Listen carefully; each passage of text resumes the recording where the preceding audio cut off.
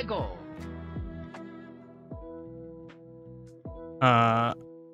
One moment. Greg has knocked my camera.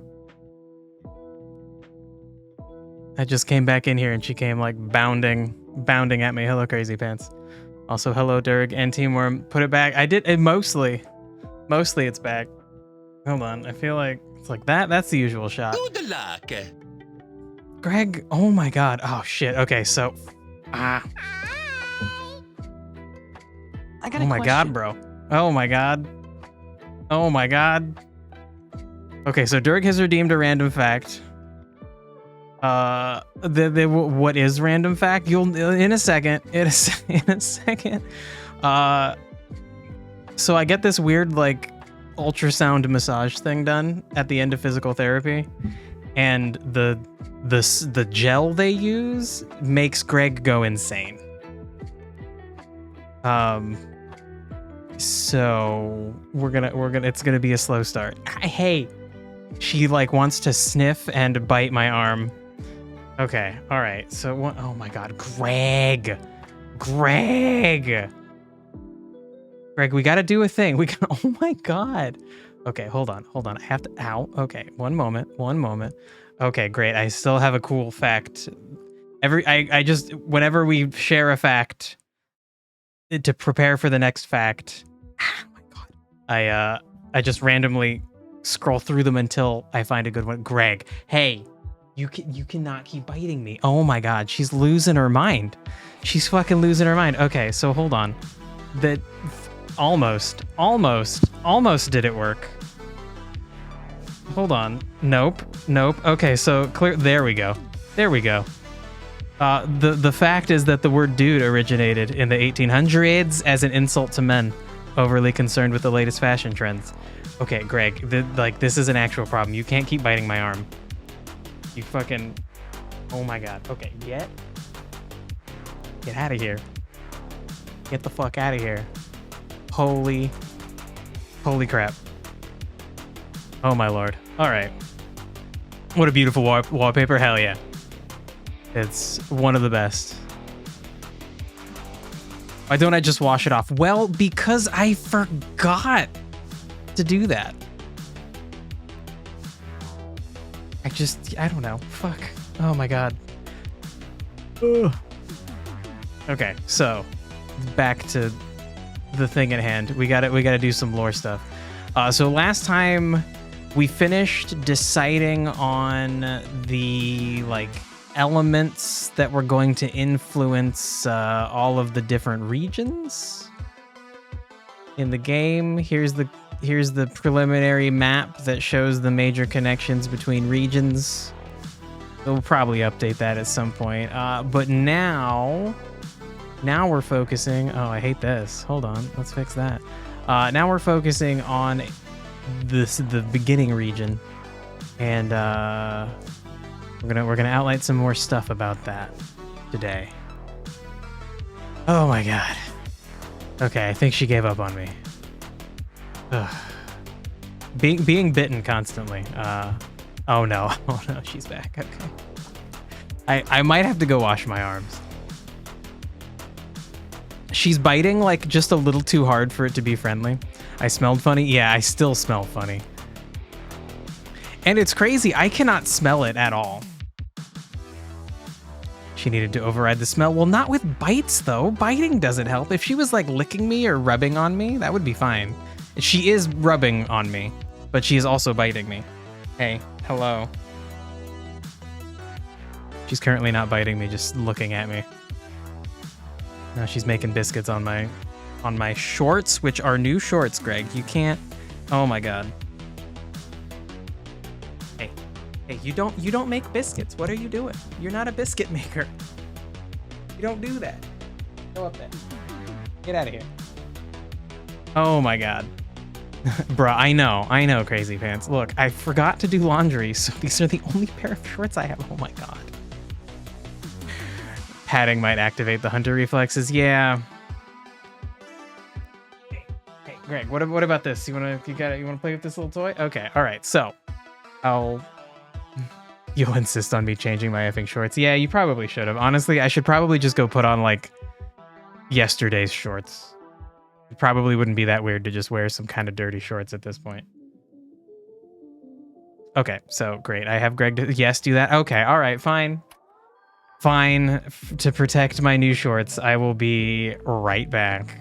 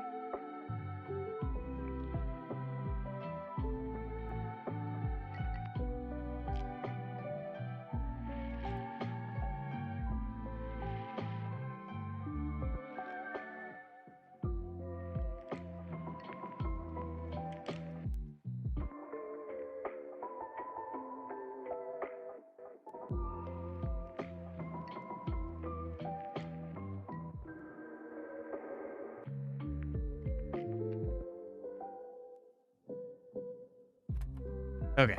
All right. I'm back. Yeah, Thursday mornings are a bit of a kerfuffle. Okay. All right. Fuck. I washed my arms too, so hopefully Greg will not be interested in me. Okay, so we're focusing on the first region, which is governed by primarily nature magic, but also wind magic and water magic. Cultural influences are Japan and Korea. And then, oh my god, Greg is faffing about. So the town will be nature themed. So actually, I feel like I need like I need a little section for the town. So actually, can I just like delete this guy? No, I want to delete this. There we go. Okay. So the town we need to note that the town is nature influenced and the temple is water influenced. The town will have a gym like Pokemon games tend to do. Okay, so let's just like widen this. Actually, no, we need to add a column, widen everything. I can't shorten it. Oh, we don't have a name for the region. Shoot. Okay, well, at some point we need to come up with a cool name for the region. Oh my god, you're taking the 2 minutes of the break for my paycheck. All right. Fine. Fine. A town of waterfalls. That sounds cool. So Greg is chewing on a 99% empty bag of mixed nuts. So the thing is, though, the temple, the dungeon in the area is water themed. The town needs to be nature themed. So we could have waterfalls, but we still need some kind of primary, like town info, some kind of primary like thing that's like mostly nature. And then over here will be deity. That's not how you spell deity. Okay, and also like culture, you probably don't need to be an entire tab, an entire part of this table. That probably doesn't even need to be a table, but that's okay. Hey, Booski. Is catnip the main ingredient in that gel? I don't know. I was asking them if they had the ingredients to see if it has some kind of like perfume or something in it. My god. They didn't have the ingredients. They probably do in the back, but the person massaging my arm with the ultrasound wand thing was not willing to go find out for me, and I didn't really press it. But it seems like there's fucking something that smells in there, and I can't smell it at all. I have like put my nose right up to it, can't fucking smell it.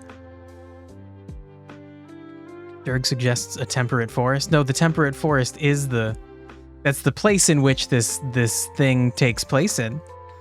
So sure, a town, a fun nature idea for a town in a temperate forest. I mean, it could just be like, it could be the thing that I wrote down here. It could just be a treetop village. That's fine. And I don't know if the town itself needs like puzzle mechanics necessarily. And then we had already mentioned, right, potentially an idea. So there's currently, design-wise, there are 3 kinds of dungeons. There are dungeons that are temples, which is just like one entrance, one exit. You go in there, you like do some puzzles, you fight a boss, everything's self-contained. Takes a while. Then there are shrines, which are just like tiny little individual self-contained puzzles, like the shrines from Breath of the Wild. But then the other kind of dungeon, which doesn't really fit with the name dungeon, but is like an area you would travel through that is particularly oppressive, like Mount Moon or the Rock Tunnel or the Seafoam Islands in Pokemon. They've got like multiple entrances and exits everywhere. You can get attacked, and at some point you've got to make it all the way through it. So that might be another thing I need to note here.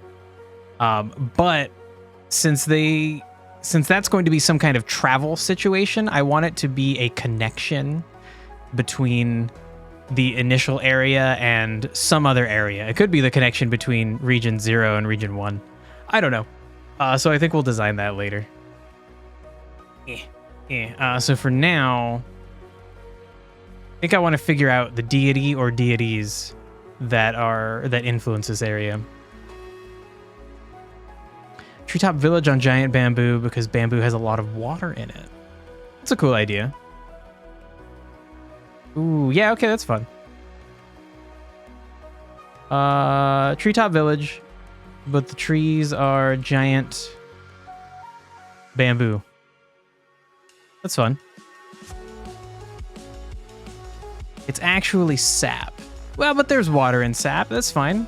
That's all good. 1 hectare of Guadua bamboo can store approximately 30,000 liters of water. A hectare is a lot, but so is 30,000 liters. That's really hard. Give me like 1 square foot can store 30 liters. Smaller numbers would make that more impressive to me. Those are just 2 giant numbers that I can't fucking comprehend. Like, what is 30,000 liters an Olympic swimming pool? It's a lot. I don't know how much that is. Okay, so I was thinking for the deities, I kind of want to have like a major influence and a minor influence. And so I'm thinking of like combining types. Like the major influence is going to be nature plus something, and the minor will be something plus nature. And so the second thing will always be the sub element. So the major deity will match the area.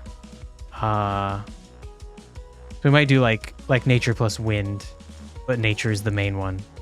And then for this one, we might do like water plus nature. Actually, maybe we should do the 2 sub elements, water and wind. Something like that. I want to look at the other areas and maybe try to find a place where this deity could be a major deity. And then kind of decide on what they should be from there. Like this, the major deity from this place is going to be influenced by Japan and Korea. Maybe if there's a place that this minor deity could be the major deity, a different region, then we'll get the cultural influence from that. Will we make the gods culturally relative? Yeah. So I want to specifically like look into how Japan and Korea does gods, like folklore, ancient history, that kind of stuff. Mononoke and forest spirit, though he is nature plus decay. Yeah, he like steps and like plants grow around his feet, and then he steps away, and then like the plants all wither and die. Shit. It's been forever since I've seen that movie. That was the first Studio Ghibli movie I ever saw? Pretty sure. I think it was. I think it was made by Studio Ghibli. Let's see.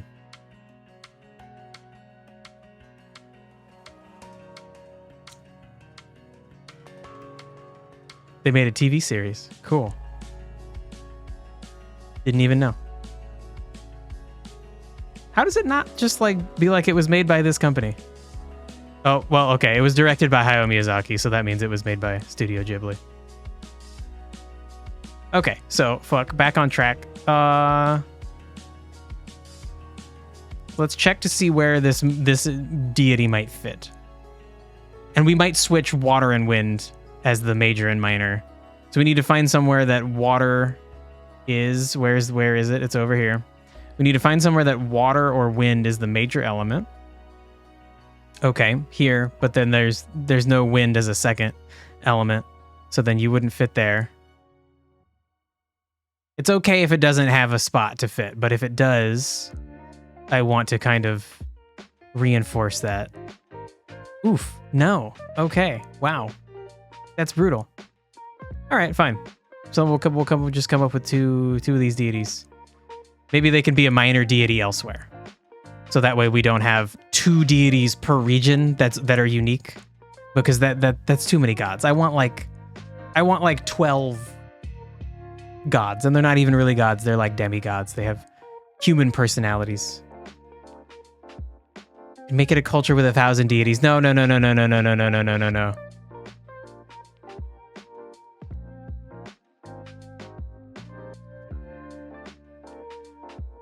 Seen a video of why we defeat gods in JRPGs, because godhood/sainthood is tightly tied to achievement, personal achievement specifically.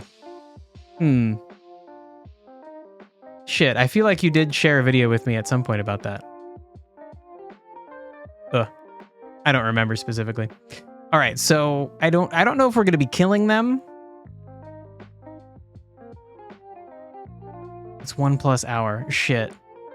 Then yeah, maybe I did not actually watch that whole thing. That seems quite long. It's frightening to think I would watch a 1-hour YouTube video and not remember it, but I don't know.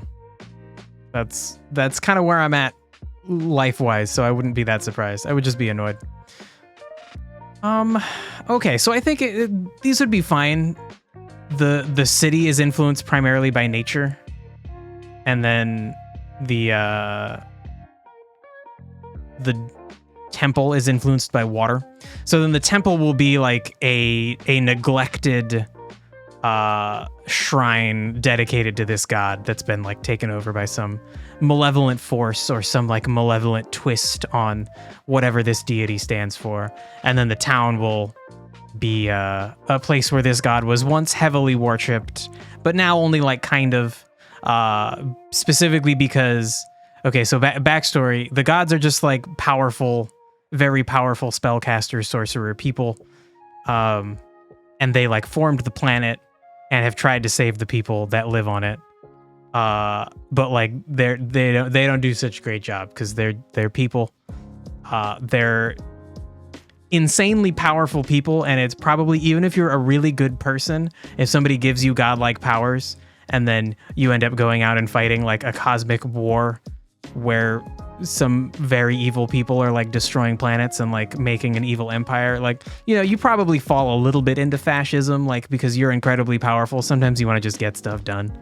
It's probably hard to be very like do everything by the book if you're hyper powerful compared to everybody else that you're especially the people you're trying to protect, you know. But so those gods helped save this planet. They saved all the people on it, but then they died doing something. / maybe they didn't die, they just disappeared. So they have not been present.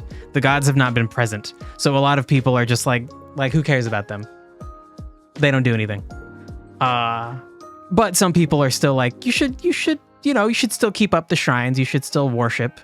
And if you think nobody would worship a deity if they didn't really do anything, I would tell you, to look around at the real world, because literally there's no gods, but people worship gods. So, you know, fucking checkmate non-atheists, or checkmate atheists. I don't know. Anyway, so that's the situation. It's very like vague, and the player won't be killing any gods necessarily, at least not these. They will be potentially bringing them back to life, potentially finding out what happened to them if they so choose, and being able to go on like a little side quest to like bring them back to life. And maybe you get like the best ending if you bring them back to life so that they can protect the planet once again.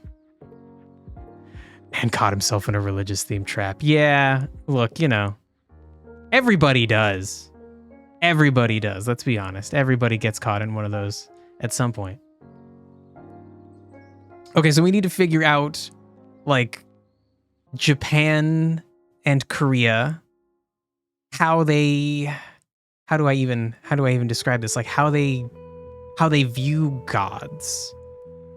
So what, like, give me like a list. Sure, a list of Japanese deities. But maybe like a stupid list article, like the 10 coolest Japanese deities. The main Shinto gods from Kanpai, Japan. Maybe. List of Japanese deities on a religion wiki, and then like this preview just looks like a person. That just looks like a person. I don't think that would be what a god looks like, but you know. What if you have a chalice to bring them back, but you have to sacrifice one of them? It's like a trolley problem. Oh my god, bro. Ooh. So currently what I kind of want is for the player to not really, the player and the player's like peers in the game don't really know why the world is so fucked up and why shit is changing rapidly in the world.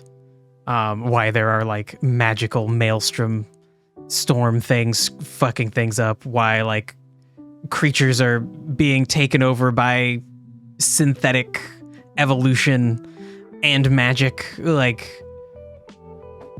and that as the player peels back like what the fuck happened, there is a kind of like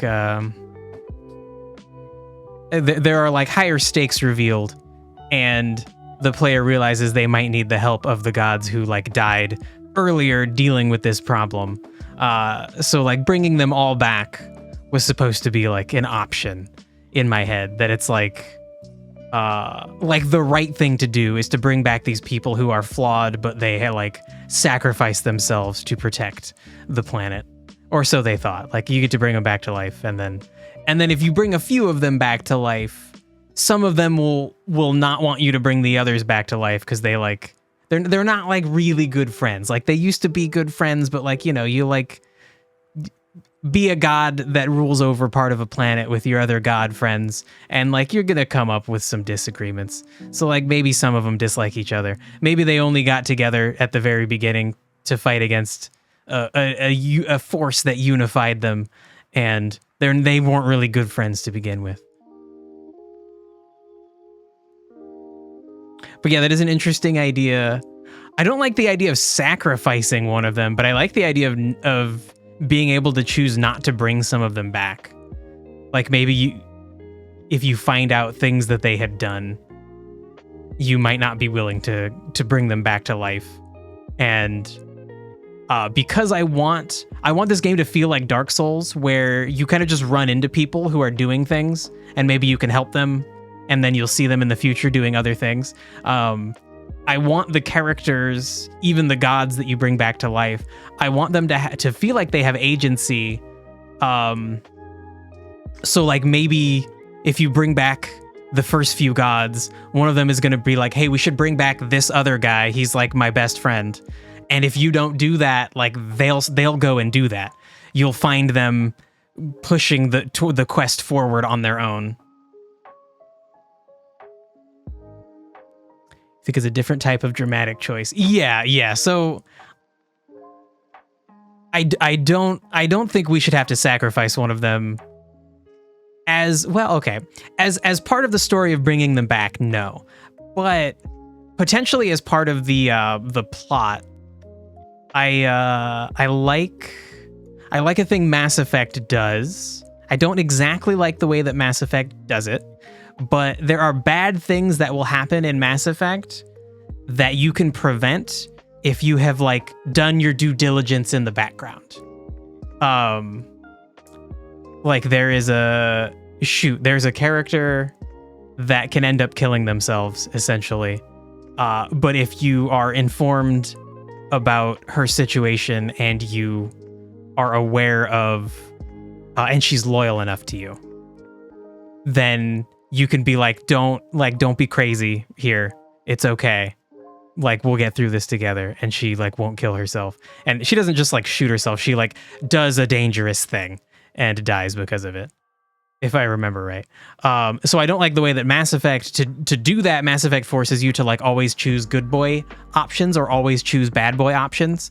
And as long as you did all of one or the other, you can get the result you want. I fucking hate that. You should be able to play through the game and choose sometimes good choices, sometimes bad choices. Like if you feel it in your heart.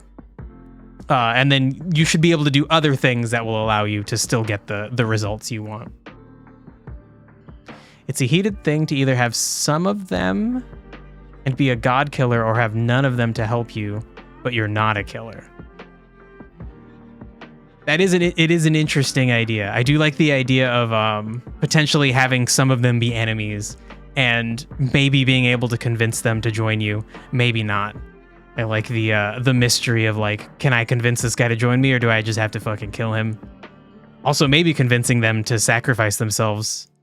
And you don't choose to sacrifice anybody. You just like, you present the facts and you let them all decide like, oh yeah, Jeff should be the one who kills himself. And Jeff's like, fuck, you're right. Okay, yeah, fine. I'll do it. Good choices are complicated. Yeah, for sure. The way that I wish Mass Effect did it is that, and this is what I think Mass Effect was trying to do, is that no matter what, you're the hero. But the question is, are you the hero that always does things by the book and makes sure like, even if it's kind of bad overall, you're gonna like save people and make sure everybody gets out alive? Or do you like, you gotta get shit done? Like you gotta save the most people possible. And sometimes that means like you just let some people die because it was more important to like get that weapon out of the area sooner or extract those resources because you're gonna let 100 people die while you go get those resources, but those resources are gonna save like 1,000 people. That's what I feel like Mass Effect wanted to be that, but like a lot of times the renegade option just has you being like, you're just like a racist asshole. And so that it sucks. It's like, sometimes you cut through the red tape. Sometimes you're just a racist piece of shit. And so it sucks to try and, if you want to engage with the game's mechanics, you have to go all renegade or all paragon. And boy, going all renegade fucking sucks. I basically like, I end up hating those runs because I just feel like a bad man. Lady, actually, because I always play a female shepherd. Maybe they just left their posts. So that's an interesting idea. I want there to be like the backstory that gets revealed about the gods. I want there to be all sorts of drama like that. Because again, they are really just demigods. I'm going to refer to them as deities or gods because the characters in the world will refer to them as such. Not realizing that there are actual things in the universe that are more like gods, that are like unkillable forces of nature that themselves have a consciousness that is maybe malignant and evil, maybe not, maybe that's uncaring. So there are like actual gods that will be revealed as the stakes rise. But for now, we're going to be dealing with demigods, but we'll just be referring to them as gods because that's what the people will refer to them as. Kanpai. I don't know what that means. What am I looking for? So much kanpai. Japan.com. Okay, so Shinto gods are named Kami. Right. They're part of the Shinto cult. Whoa. And of Part of the Shinto cult and of the Japan's mythical foundation. The Japan's. Maybe they meant to say like the mythical foundation or Japan's mythical foundation, but then they just like left. I don't think people refer to countries that way, typically. It's very funny though. Kami are a bit close to demigods. Yeah, from my understanding, agreed. But I haven't sat down and read like a cool, I haven't read any articles about them. This is just like influences from like anime and video games, card games. Magic the Gathering has some Japanese inspired sets with some stories that I've read. But that's what we're going for. Oh shit, Susanoo. That is a really good weapon in the first Destiny with that name. Shit, and it's like a storm weapon thing, so maybe Susanoo is like a storm god. Okay, the birth of the Shinto cult's hard to date. It's intertwined with the birth of Japanese civilization. That's really cool. My God, during the prehistorical Jomon period, Jomon, and that period is between 13,000 and 400 BC. Holy, that's a wide approximate range. Okay, an infinity of gods. The word Shinto in Japanese means the way of the gods. Cool. Cool, dude. Defines the existence of a myriad of gods. That's what we want. That's what we want. We want the idea to be that, like, the gods are essentially planeswalkers. Planeswalkers are a thing in Magic the Gathering. They're like super powerful spellcasters, but they can travel between planets. They are capable of walking through space. Although in Magic the Gathering, it's called the Blind Eternities. The idea being that like any other being that tries to just travel through space will just fucking die. There's one exception to that. There is a ship called the Weatherlight that a planeswalker created with the sole purpose of being able to travel from plane to plane. Probably one of my favorite fantasy stories is the Weatherlight saga from Magic the Gathering. That's why you said the thing about 1,000 gods. Some are small, some are big. Cool. All right. There might be a Kami of the river, like one river. Holy shit. Okay. Yeah, I don't know if we're gonna get that specific with the gods in this section. That would be a cool thing to do, though.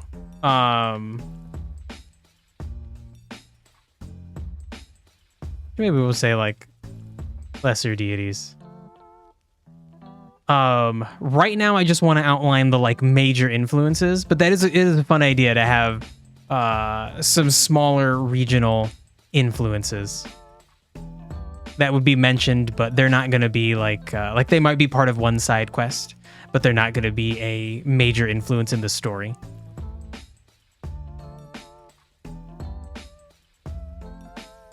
The quasi-infinite number of Shinto deities in Japan is sometimes estimated to 8 million. Like, is that because some writer was like, well, every river has a kami and every field has one? Like, certainly there aren't 8 million different named kami, right? Holy shit, that would be crazy. This number includes natural phenomenon such as waterfalls, rocks with a specific shape. That's very fun. As well as the primary elements such as the sun, the wind, and the earth. Cool. Okay. Spiritual entities like humans have moods and can make good deeds as much as bad ones. Great. Yep, this is exactly what I want. I love the idea that like gods are just like, they're just like powerful people. Like they kind of suck too, but you gotta respect them because they could just kill you. It does kind of seem like it's like reinforcing like social hierarchies. Like for the same reason you should respect the gods, you should like respect the emperor. Like, but I don't know. Maybe if the emperor is being a bitch, fuck him. And the same thing with the gods. If the gods are being bitches, like I'm not gonna make a cool shrine to a god if he's a dick. It's kind of in the in-between of spiritism and animism.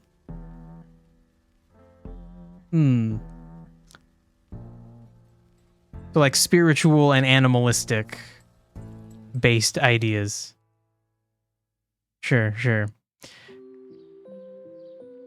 It's a lot about hierarchy. Yeah, it does seem like a it is just animistic. All right, I'm looking that up. That sounds cool. The belief that natural objects, natural phenomena, and the universe itself have souls. That's very cool. That's very cool. Anima is in soul, yeah. Fun. Now, that's a cool idea, but also it's very frightening to think that like the sand that got turned into this bottle has a soul. Cause then like then I feel like extra bad, you know? I do like the idea that if you considered that everything had a soul, you might be more thoughtful with how you treat everything in your life. That's a cool idea. Some old objects can grow a soul. Cool. Like if I just let this bottle stick around long enough, you might grow a soul. Shinto shrines are called jinja and are places of worship for the Japanese and a residence to rest for the divine spirits. Cool. They can be found anywhere, nestled at a corner of a street in a city, or sheltered under a whole forest. Most of the sites are home to several kami, and there is a sanctuary hierarchy in Japan, with the two most important and sacred being Ise and Izumo. Cool. Okay, well, hold on. I mean, let's check this out, right? This is my arms are sore, so this is going to be a very meandering stream. Plus, we need to start like absorbing Japanese and Korean cultural ideas. Okay, so it's supposed to be a place for them to rest. This looks like a large outside area. Okay, there we go. God, imagine being a god and you just want to like have a nap and all these people are coming to worship and pray to you. It's lame. Maybe there aren't antisocial gods, but I feel like if I was a god, I'd be like, just like, look, you can come Saturday and Sunday, all right? But like Monday through Friday, like I gotta rest. It's hard work making the winds go, buddy.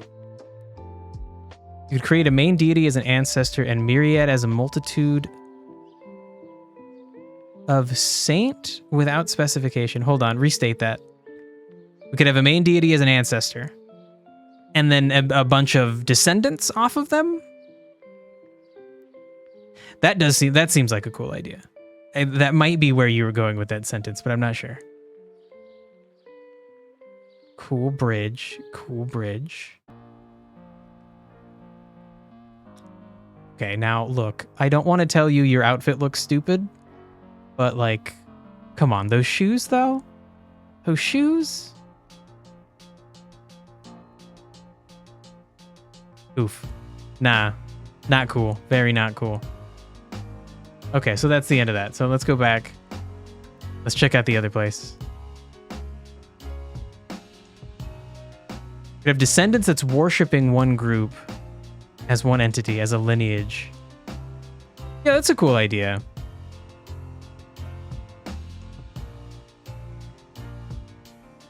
I feel like that would be a cool thing to have, like a god and its descendants all kind of worship together as like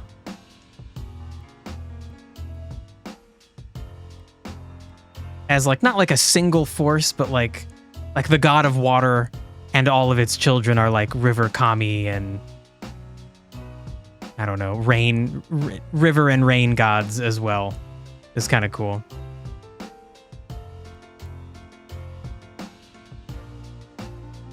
Damn, this place looks beautiful. An all-Japan divine gathering place.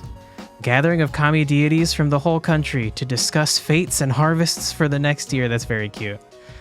The gods are said to arrive by Matsu no Sando, the Pines Alley, whose central path is forbidden to human, who can only walk on the external sides. Oh my god. Well, how do they fix stuff?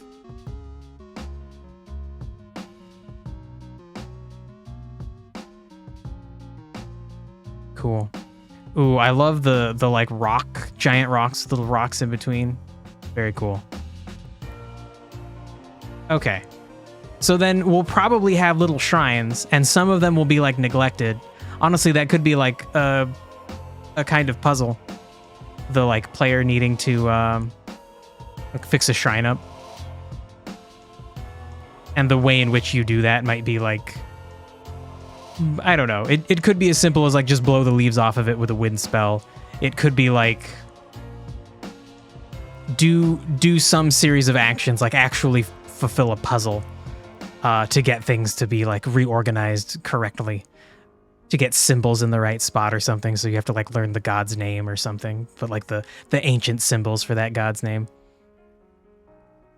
There's probably some spiritual carpenters who have access and fix it once per life. Oh my God.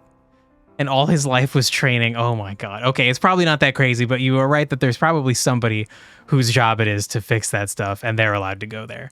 And probably while no one's around, just so nobody complains about the fact that someone's violating the like religious rules.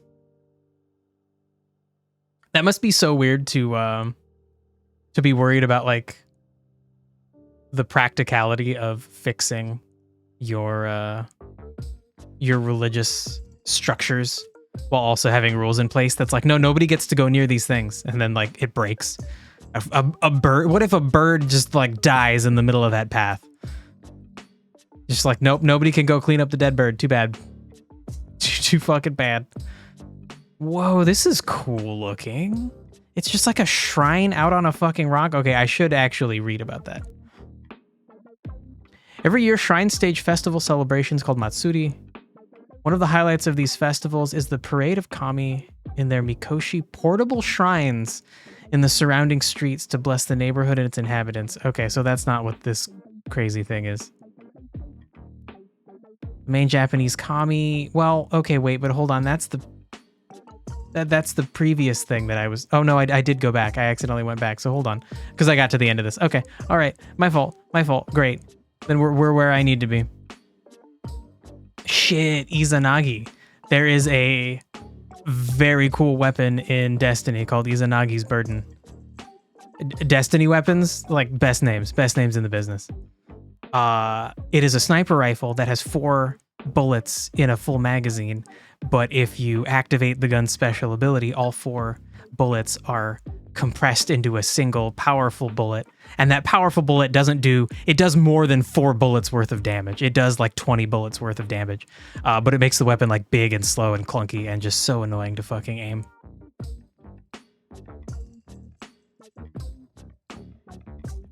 Dirk, what are you talking about? It's like with that chamber of God in Jerusalem. Is that some chamber that nobody's supposed to go in also? But then like, how do they clean it? How do they repair it? That shit's silly. Okay, so it's Izanagi and Izanami are like a pair. The primal god and goddess. They represent the couple founder of Japan and are also twins. Okay. They stirred the ocean with a celestial spear from the floating bridge in the sky. The drops of salt that stuck to the spear formed the archipelago's first piece of land, and is located nowadays in Awaji Island in the Kansai area. They settled on the island and decided to marry, giving birth to the other islands of Japan as well as countless kami. Okay, so you heard it here. Every part of Japan is incestuous. That's not great. Shit. Oh, the Chamber of God has the Ark of the Covenant? I've seen Indiana Jones. I know Ark of the Covenant. Sweet. If I drink from it, I live forever or something? I think that was the shtick. I don't know if that's the actual religious thing. Might have just been some fun mumbo jumbo for Indiana Jones. Inazami gave birth to the fire god named Kagutsuchi. Cool name. She suffered lethal burns. Oh my god. So you gave birth to the fire god, but like you couldn't not get burned from it. Cool. Fascinating. Izanagi thus endeavored to bring her back from the realm of the dead. Oh, right, because lethal burns. Yeah, no, literally like you died, yeah. But he was unsuccessful and had to flee with a horde of demons chasing after him. Oh, that's so sad. After escaping hell, he closed its access and went to purify himself at a spring. And that's a link. Okay. Where his daughter Amaterasu, shit. There is something with that name in a video game. Where his daughter Amaterasu, among others, was born. The place is said to be the Isuzu-gawa River that crosses Ise-jingu Grand Shrine's grounds. In the Mai Prefecture? The purification gestures of cleaning hands and mouth with water thus became a custom and mandatory for anyone visiting the shrine. I've never seen the word mandatory used. No, it's been a custom and is mandatory. Okay, they just mean it. Yeah, nope, I read that very weird. All right.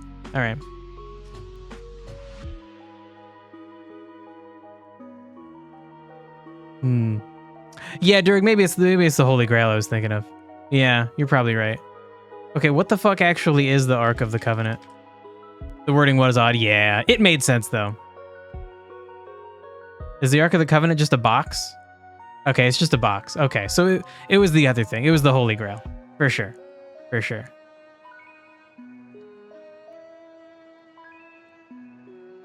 Okay, Amaterasu's the sun goddess. Born from her father's left eye when he was purifying in the river in Ise. One of her brothers, Tsukuyomi, born from Inazagi's right eye, and deemed god of the moon and the night. Cool. Amaterasu is the most venerated deity in the Shinto cult, and the Japanese flag, Hinomaru, symbolizing the sun in a red circle, is a direct reference to her. Cool. I knew that it was a reference to the sun. I didn't know it was to a god as well. That makes sense, though. Like, everybody's got a sun god. The sun is too important to not have a god.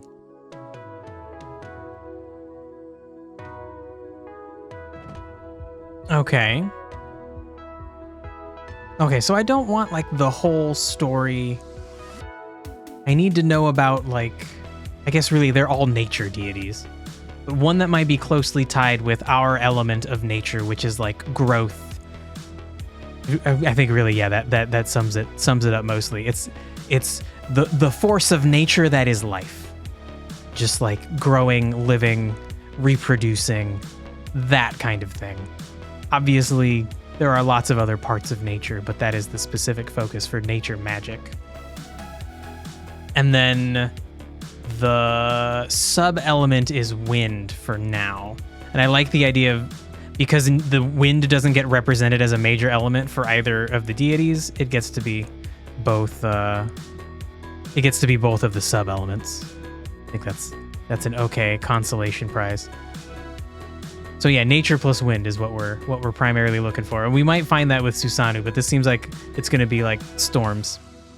Nature is an order, a hierarchy, a food chain. Yeah.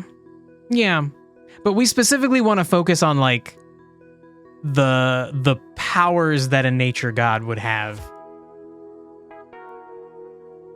All of those things would be included in nature, but what would the power of nature be? The like creative and destructive forces of nature would just be like life and growth, and I guess the food chain is interesting. Like there's competition in life. So like really the force of life would also be about like hunting prowess and the strength of poisons or other tactics one might use in the natural world to safeguard one's life and make sure that you can hunt. I don't know. Okay. Susanoo is born from his father Izanagi's nose when he purified himself in the river in Ise. Damn, bro. So just like whole fucking gods just sprang forth from a few of your body parts. Okay. The god of storms and destructive nature. Ooh. Okay. Now that almost works. What I'm thinking is like we combine two ideas from the Japanese gods to make our major deity, and then for our minor deity we'll combine two ideas from Korean mythology with a similar focus. It's a recurring motive of being born of body parts. Yeah, it's interesting. That kind of freaks me out. Like, imagine you're just like washing your hands one day and just like, oh shit, a baby god pops out. Like, fuck, man. That's God, shit. I got stuff to do. I feel like eventually you'd have like 50 godchildren and you'd be paranoid to do anything because another one's gonna fucking pop out. Your wife's gonna be like, let's go, you know, we work hard as gods. Let's go to the hot springs. And you're gonna be like, fuck it, nope, A child is gonna just pop out of my fucking kneecap. 50's too many. It's about the consequences of any action. Damn, Durg. Okay, that is very cool. I think they take it too far, but that is a very cool way to look at that. Dang. Okay, no, that's gotta go. That's going in the in my background zone.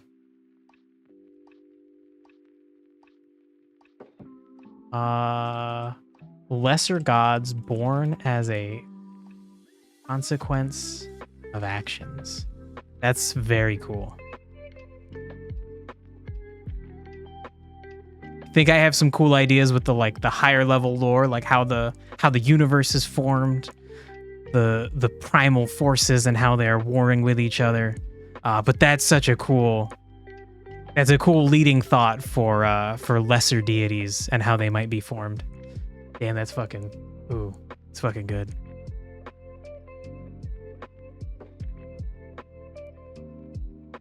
They took it to where it was beneficial to society and hierarchy. Oh, that's an interesting point. I bet at some point we'll get to some gods that were like, I don't know, maybe a negative. I feel like Greek gods have a lot of that.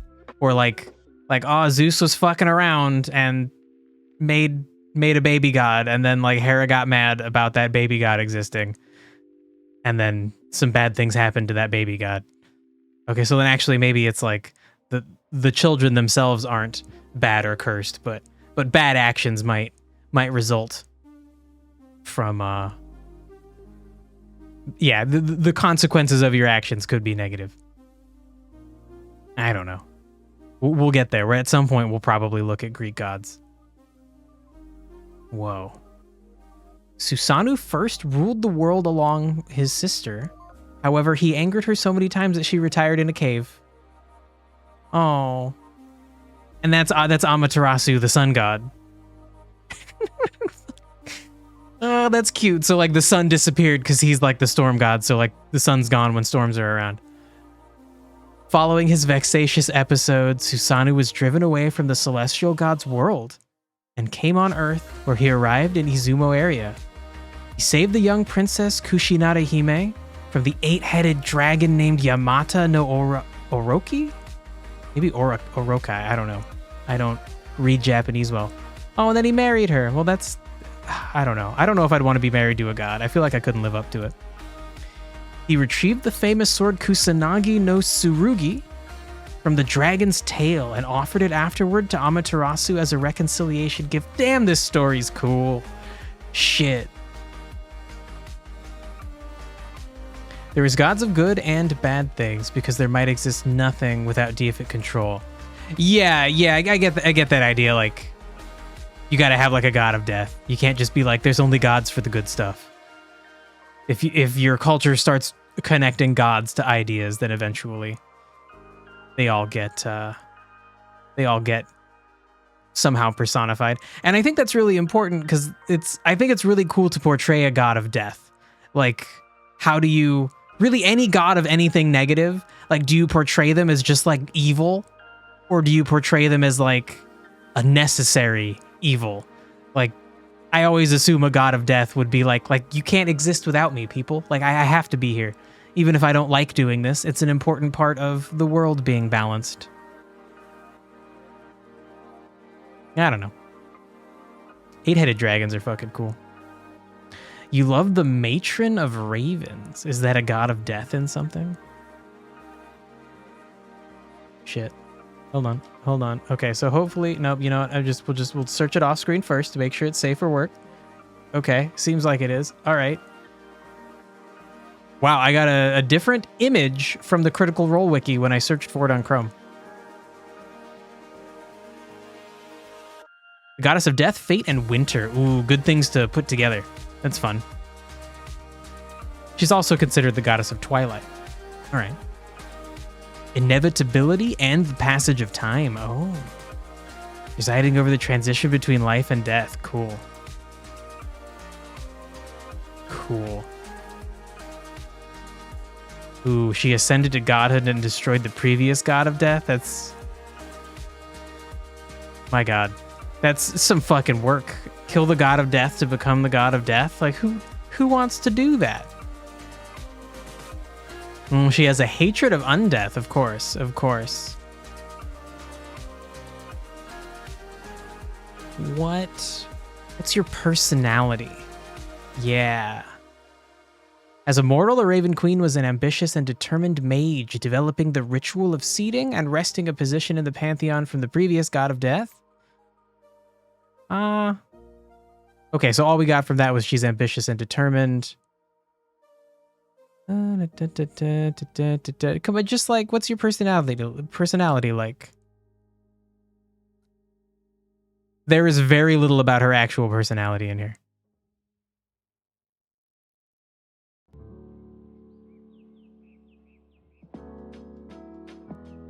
Yeah. Holy shit. Okay. So she's ambitious and determined, which, like, fucking obviously, if you killed a god of death, of course you are. She's a neutral god. Yeah, she seems neutral. It says that she didn't feel like connected with the pantheon, but she joins them in opposing some force. She is stern and always behind her mask. Yeah, I could see that. That definitely seems like a stereotypical thing about someone wearing a mask. It's like they don't want to show their emotions. They want to, like, put a wall between themselves and the people they interact with. That's cool. Okay, so Susanoo almost gets us there, but not quite. Dude, also an 8-headed dragon. You get a sword from its tail. So cool. Okuni Nushi. Cool name. That's fun to say. Okuni Nushi. Fun. Benevolent and generous spirit. Descendant of Susanoo. Name means ruler of the great land. He's worshipped as the god of agriculture and medicine. Okay. That's a little bit closer. Like, agriculture is like growing things. Not good. I don't know, the picture makes it look like wind. It's like a little plant being, like, blown over to the side.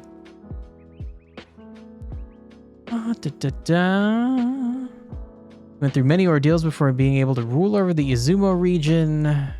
He was in line with his 80 brothers to wed Princess Yagami Hime. Bro, just give up. 80 people? Oof. Agriculture and medicine is a weird combo. Yeah, that is interesting. I guess, like, it's like plants. Like, a lot of medicine early on would come from plants. So he's kind of just like the god of the plants that people grow. I guess you could look at it like that. I don't know. Oh, I see Ni no Kuni. I've played Ni no Kuni. Okay, that was jumping ahead though. Okay, so he was in line to marry some lady. Oh, he won her hand by helping Inaba the rabbit god. Oh no, but then his brothers tried to kill him twice. What a bunch of dickbags. Come on, he was the best. Just accept it. You weren't gonna win with 80 brothers trying to marry some one lady. You're not gonna fucking win statistically. Personal achievements, progress, inventions. Indeed, indeed. His mother resuscitated him and sent him to seek refuge in the hells of Ni no Kuni, where Susanoo reigned. Oh. Oh no, he fell in love with Susanoo's daughter. Stop.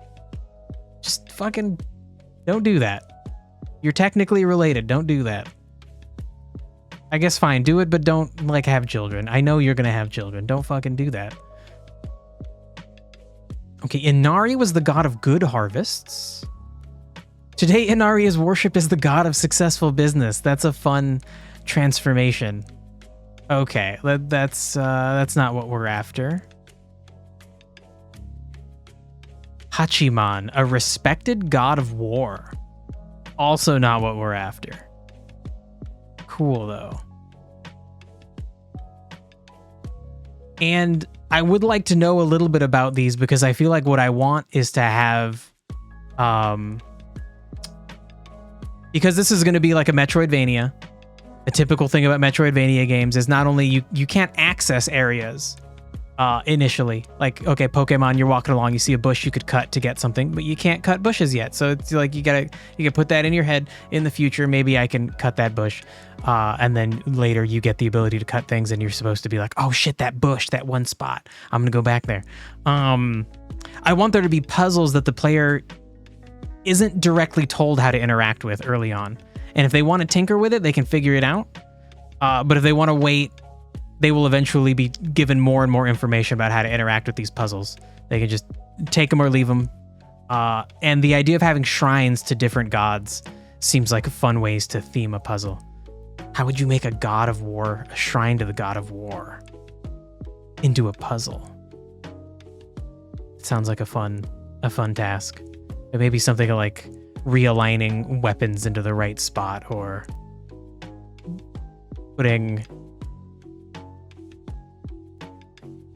don't know, like organizing like a mural that is like a battlefield, organizing it correctly. So like the guys with the spears are in the back, the swords are in the front with shields, something fun like that. A successful business is a good harvest. Yeah, I think that's why it evolved into that thing and now is no longer connected to harvests, because their society has moved away from agriculture as its primary method of subsistence. But that is cool.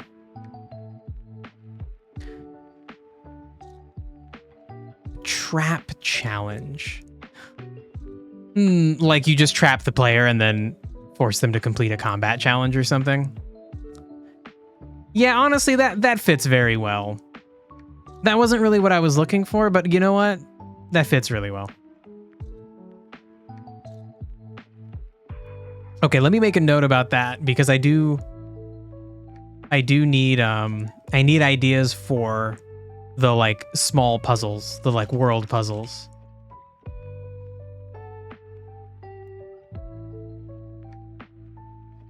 And then of course, a combat challenge for a God of War. You have to put more intentions into printing words properly. I do wish you would do that. I do wish you would spell check. I wish everyone would. The war is also not a battle, it's strategic. Something to fight for. Oh, that's interesting. I would say, yeah, I guess it's like war is more than battles. Okay. No, that's good. That's good. So I feel like no matter what, you're going to have a God of War. You can't, like, just like no matter what, you're going to have a sun god. So having some ideas for these seems smart. Okay, so we want puzzles that are like war, not battles. As in like management, strategy. That's a fun idea. Like you might see like there might be like a war table. A table with little like figures on it in certain spots, and like you, the player, have to like reposition those things. Put reinforcements where they're supposed to be for this fight or something. That would be cute. I want puzzles that involve using the tools the player has, but also just puzzles that involve like logic and understanding the world. Or is a conflict, conquest, conversation, and discussion. Yeah. So I made notes about, especially about the last two parts, and I would even also add in there like planning. I think those things are important. Important aspects of war that are ripe for like little sandbox puzzles. Everything can just be contained right there. It's a cool idea. Okay, but we're just after. Oh, there's a fart god coming. Thunder god and fart god. Probably wind. Probably wind. Kaminari and Fujin. Syncretistic deities. We gotta look up that word. What does that word mean? It's just like they're in sync. The amalgamation or attempted amalgamation of different religions, cultures, or schools of thought. Bro, that's what I'm doing. Hey, Silent Boy. I'm doing this thing. Syncretism. Cool. The merging of different inflectional varieties of a word during the development of a language. Ooh, cool. Like a linguistic specific definition. Cool, man. Okay. So these deities are themselves... I mean, it literally, like, explains it. They're both from Shinto and Buddhist culture. Ooh. Ooh. Seems like a good candidate, potentially. Although God of Thunder and Wind is a little bit annoying. We want the wind part. We don't want the thunder part. Silent Boy's about to be on vacation. Sweet, dude. Oh, you're going to Jamaica. Cool. I hope you enjoy it. That sounds fun. I hate traveling on airplanes. But that sounds fucking cool.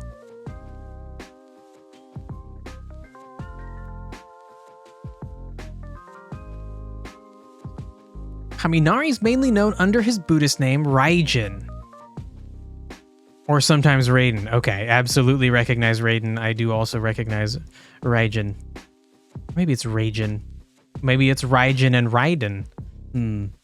Shit, that's the guy from Mortal Kombat. Pretty sure he's the Thunder God. Oh, you're going on a cruise. Sweet, okay. Even better unless everybody gets food poisoning. God, I just always think about the things that could go wrong. Hopefully that doesn't happen. Statistically, it's not going to happen. It should be a good time.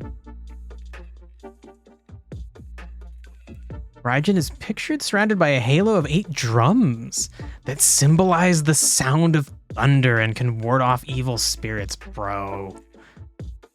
Cool. That's fucking cool, man.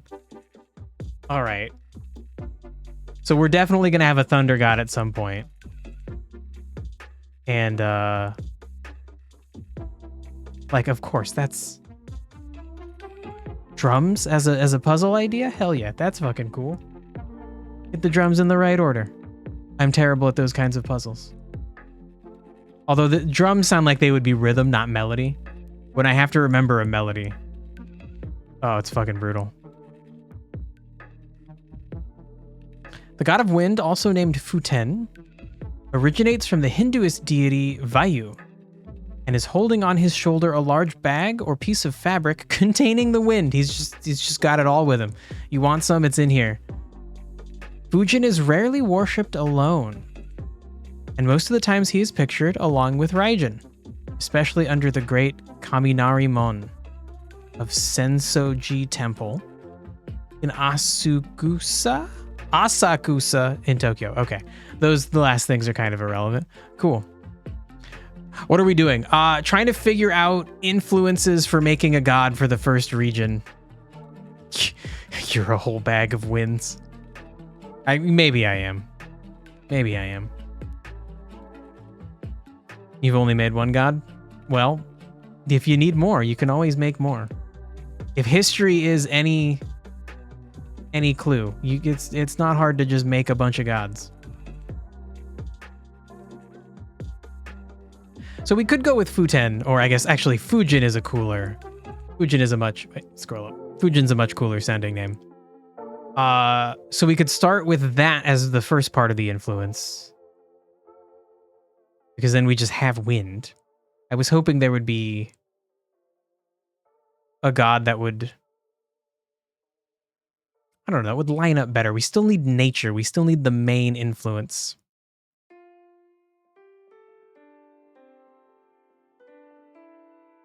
There is more than one god in your D&D universe? You only created one, but there are others who became gods. Well, I think then technically, like, you created that, right?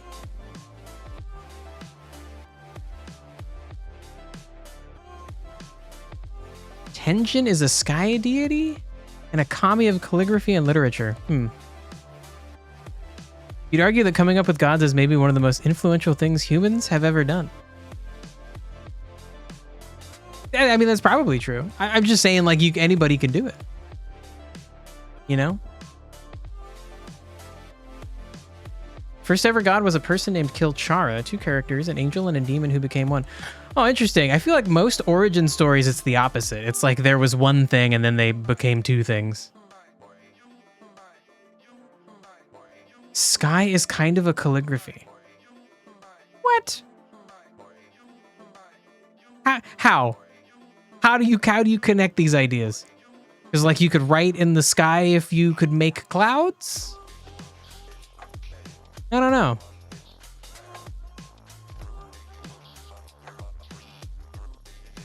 Interesting, Silent Boy. One god controls emotion and the other controls creation. I would rather control creation. One thing is 2 things, Elden Ring reference. Wow.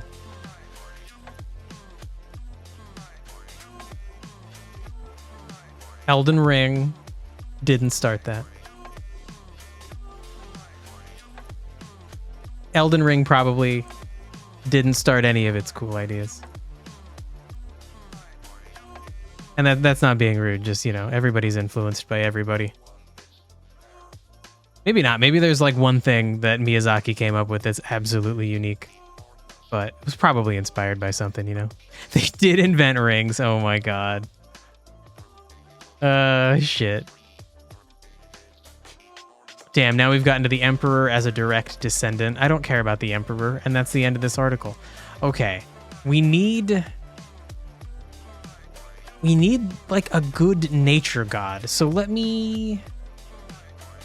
just look up like nature kami.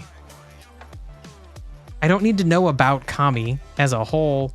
Google, who is the kami of nature? That would be a good thing to ask. Oh my god.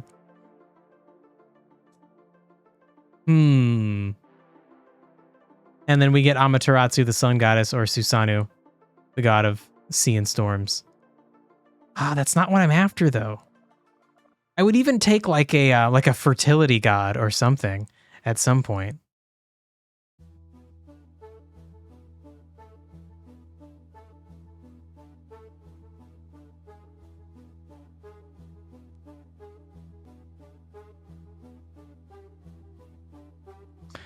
Wait, so Silent Boy, if one of the...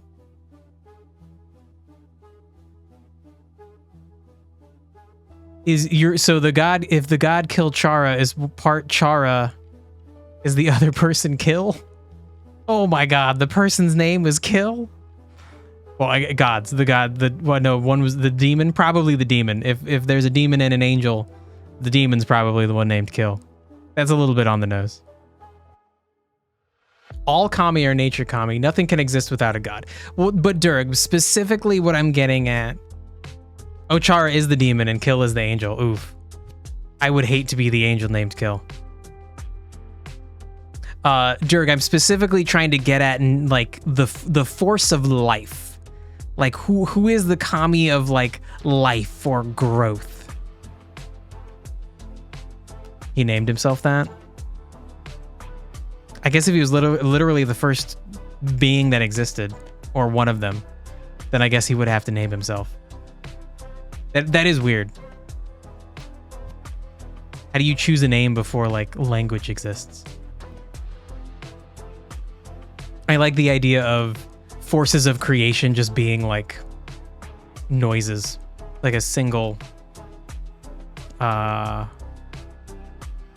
Adventure Time takes place in the land of Oo. Just like, I don't know. That's a cool name for like a god. Just a noise.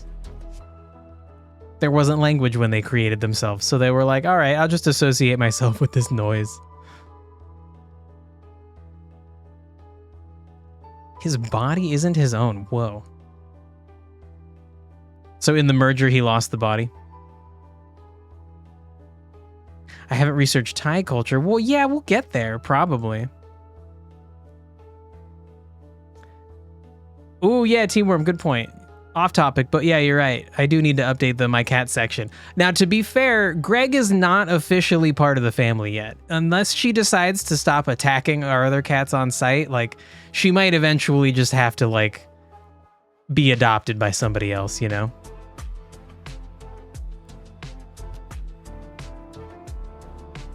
The world is more like a video game / TV show. Whoa. Whoa. I mean, I want my video game to be realistic as possible.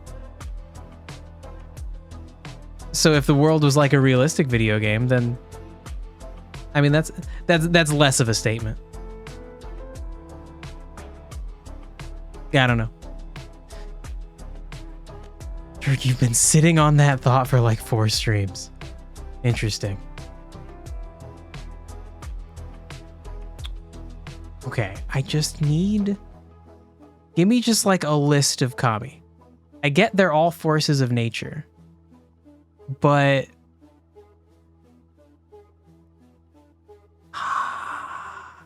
kami associated with growth and life.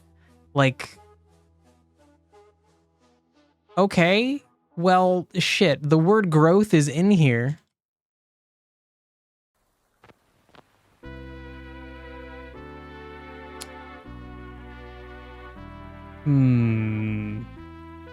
Okay, that's just a general statement about the shifting of their identities. He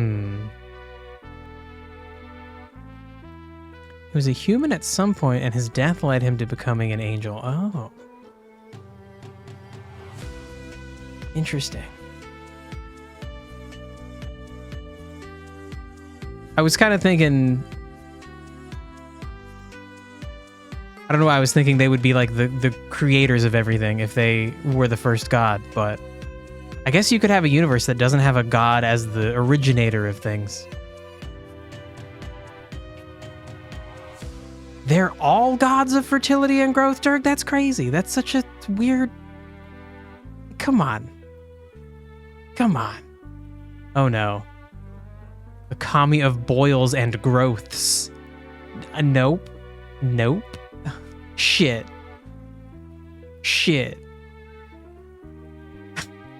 Okay, yeah, maybe I'm not gonna find what I want. I don't know. They did create everything. Well, then how does he die if he created everything? You can't... You know, I don't know. I feel like just like with all origin stories, this shit gets... It doesn't make sense no matter what. Damn it.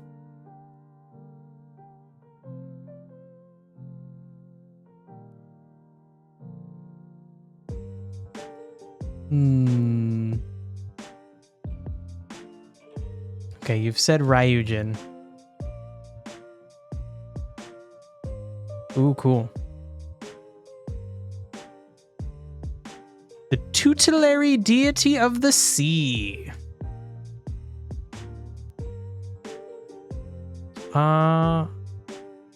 Okay, that might be a lady that didn't have a shirt on, so okay. All right, Wikipedia, do you have a safe for work version? I guess maybe it's okay because it's like historic. We're just gonna back out of that. Okay, but he's the god of the ocean. Dang. Hi, Greg.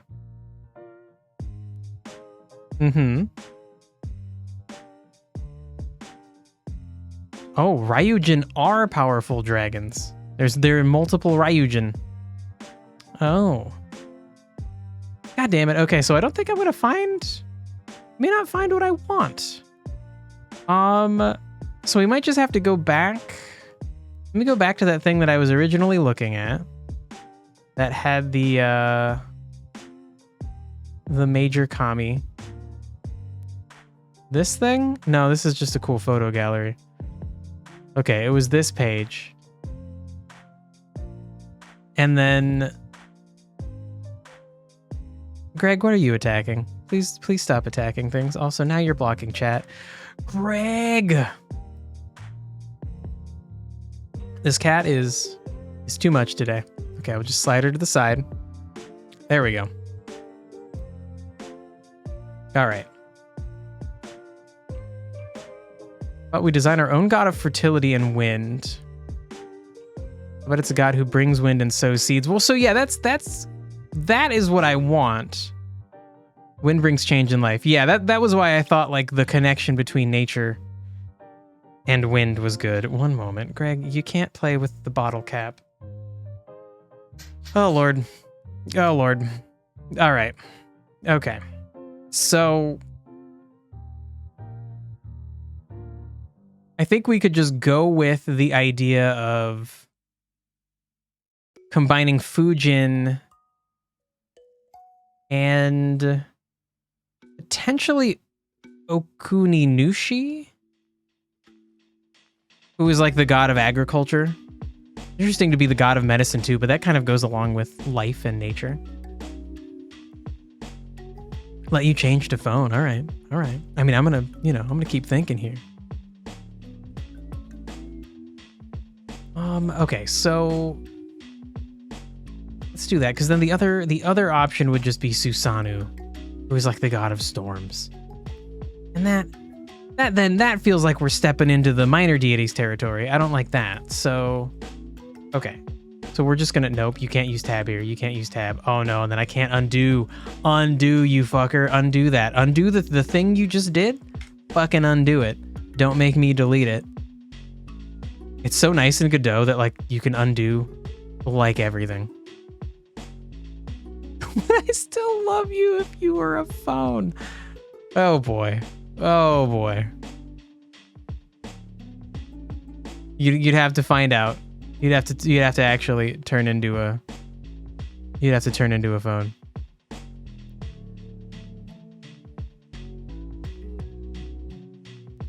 Interesting. It's Kilchara's fault that memory has. It's their fault for memory's power because they created the book. Yeah, I don't know what that means. But is that the book that memory uses? That seems like one of those situations where it's like, okay, guys, like you did a dumb thing.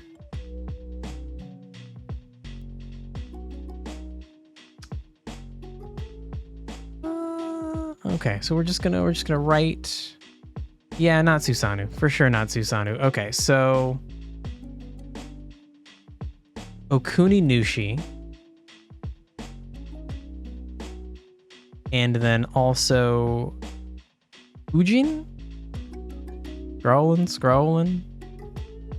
Yeah. Are you going to be nice and paste without formatting? You are. Sweet. Thank you, Miro. Miro does dumb things, but it also does not dumb things. It's very nice. The book was used so the worlds that were created had a stable story progression. That is very like video gamey, TV showy. It's a fun idea. Okay, so then let's note ag and medicine. I guess, yeah, also harvest. Yeah, we'll say harvest and medicine. And then Fujin is just the god of the wind. Okay, so then do we have any cool pictures of Okuninushi? It was made for gods only. Oh my god, that sounds corny.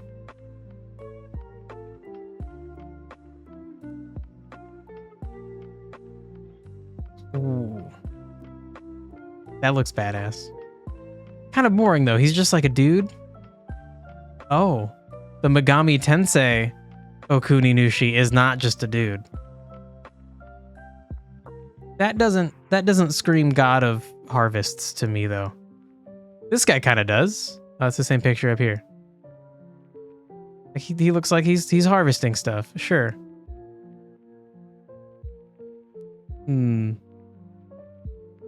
Hey Dirk, welcome back.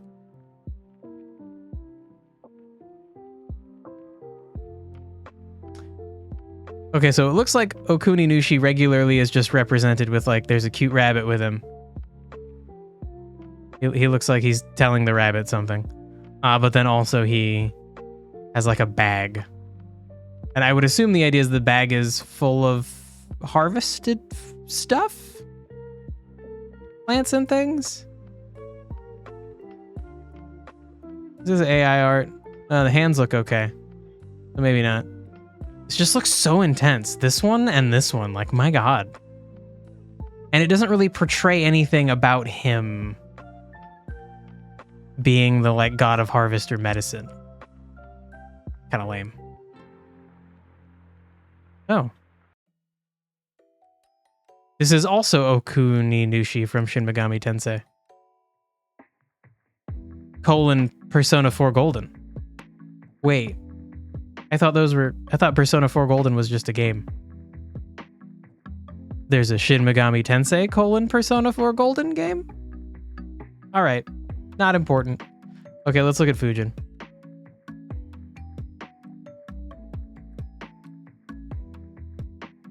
The left bag is full of winds and the right bag is full of seeds. Yeah.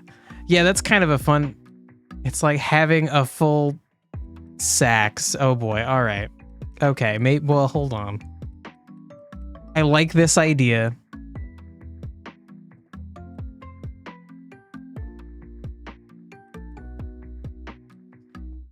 And then also, I don't really want them to just be like a person.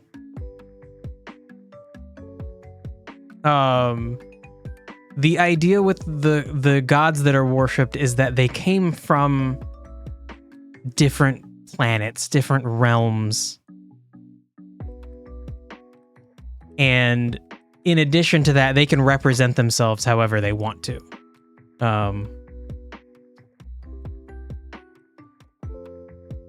So maybe one or two of the deities will just be like, I don't care about representing myself in some like impressive way. I'm just gonna be like a version of me. I just look like me, but maybe a little taller, a little musclier. I don't know. But I kind of want them to be like somehow in a way that like they look a way that embodies what they are. Kind of the way that the earlier we talked about the Princess Mononoke deity in the forest. Like he's a giant elk, I believe. And then as he walks, like life springs up around him and dies around him. The snake is a symbol of fertility?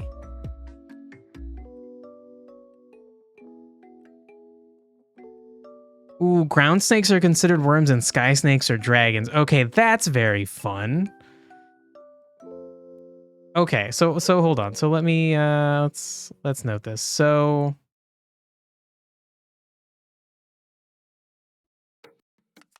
like primary influence or like let's say like Japanese influence is this.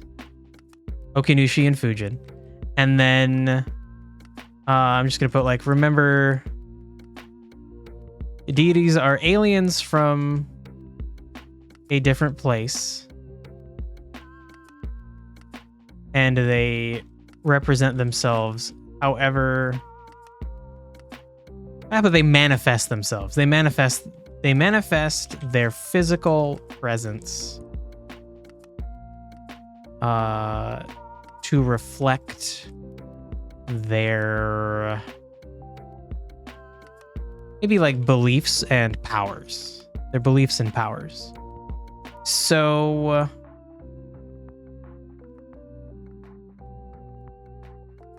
okay.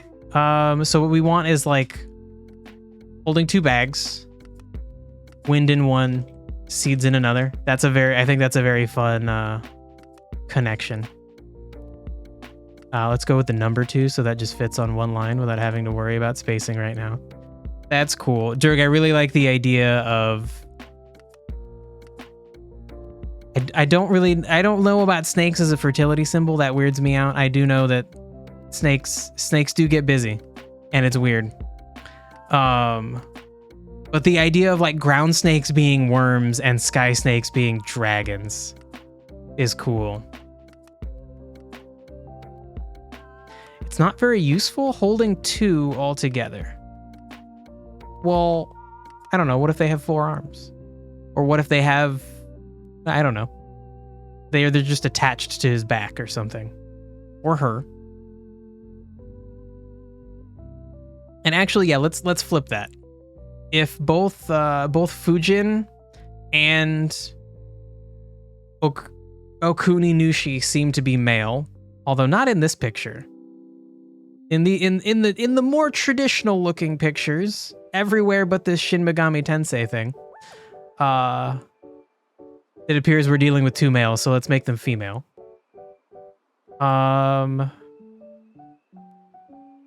Actually, no, let's go like a fun, like, let's make them like gender neutral.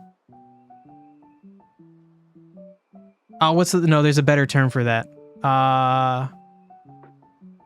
Oh my god. Oh my god. Lois says it in a Family Guy joke where Peter's traveling in time over and over and over. And she says something about like they could go see a movie with a character. Androgynous. There we go.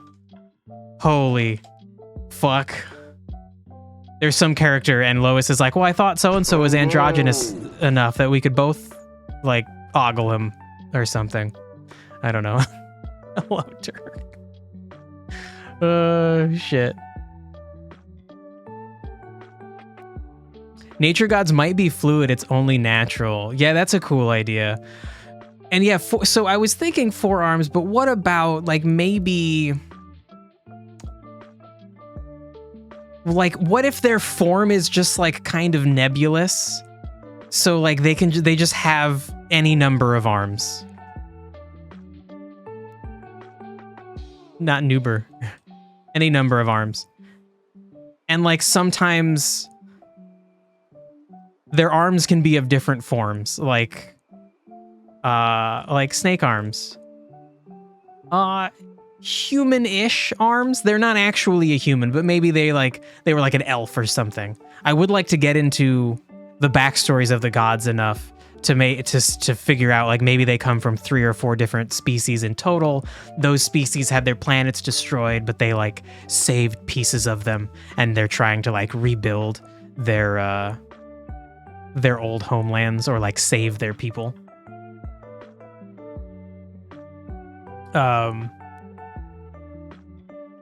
Yeah. And then in the process they kind of decide to save this planet and the people on it, because they're like, well, we're in the process of saving everybody and these people need saving too. So like shit, we might as well. And then from there we're going to build a coalition and we're going to kill the evil space empire people. Maybe not. Some arms holding on wind dogs who hunt clouds? And that's why clouds move through the skies. That's very cute. That is very fun. Okay, but wait, so... The dogs are the wind. Alright, okay. The other kind of arms, though, I want, like bark arms. So like if you ever fought this person, they can attack you with all sorts of different arms. Yeah, gender neutral, that's good. Next. Actually, yeah. Okay. So wind dogs are very cute. Wind dogs that chase clouds is very cute. When the hounds catch one, they're torn apart. Whoa, and bleed to death. Okay, I just like the clouds don't need to bleed to death. Everything else I agree with.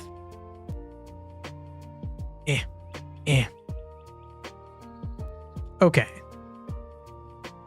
So I think this is some cool visualization.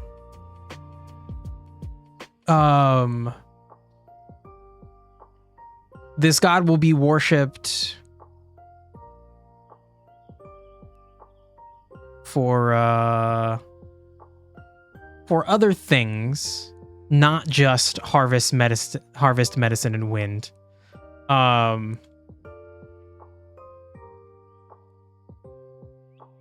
let's see, is there any... Let's like look at some facts about these people. About the purported deity that is Okuni, Nushi, and Fujin, and see like personality-wise, anything we might want to pull from them. It's called rain, dummy. God damn it, that's cool. Okay. Ah, fuck, bro. Durg, I need money. I need somebody make Elon Musk give me $1 billion, and then I can just fucking pay you to come up with these ideas, because these ideas are great. Say the chase clouds cause rain. God, that's very fun. Holy shit. It will be work. It will. What? And then you're gonna not want to do it because then it's work. You're here for fun. Fuck. All right. Fine. Fine. Okay, real quick, let's read about Okuni Nushi. Okuni Nushi no Kami. Oh. He's not a kami? I thought he was a kami. That's a joke. No just means the? What does no mean? I think no just means, oh, it means of. Shit, yeah, it's some little word that's common. Okuni Nushi of the kami. Okay. All right. Okay. The wild god Susanoo. Sounds cool. He's a central deity. I just need like your personality.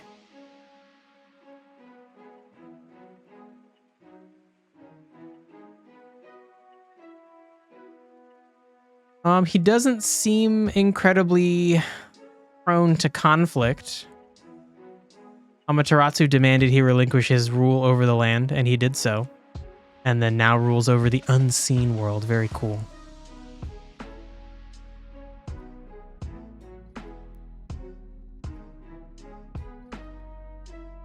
Whoa. The myth of his surrender to the gods of heaven may reflect the subjugation and absorption of his area by the Yamato court.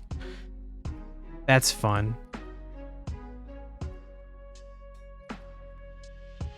Thunder's when they ride a horse, and lightning are their arrows. Oh, lightning being arrows. I don't know. That's so close to the like Zeus's thing. I want like a cooler, like we could go with that. I want a cooler meaning for lightning though.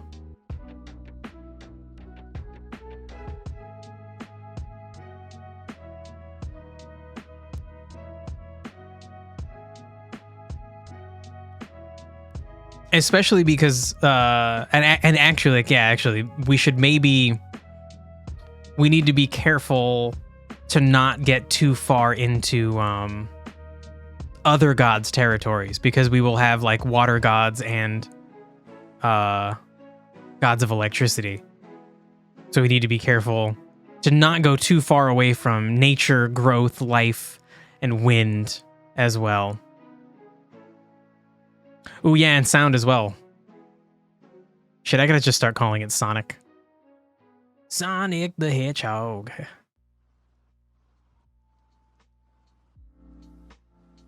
Okay, I don't need your name. I just like, what do you do, dude? Do you like... Are you patient? Are you quick to anger? What's your personality? A family tree? Oh my god. Pink is female, blue is male. Gray means other or unknown. Nice. Nice. Good to see non-binary stuff represented real far back. The thing is, a horse and bow were presents from fellow gods. That's cool. That's a cool idea.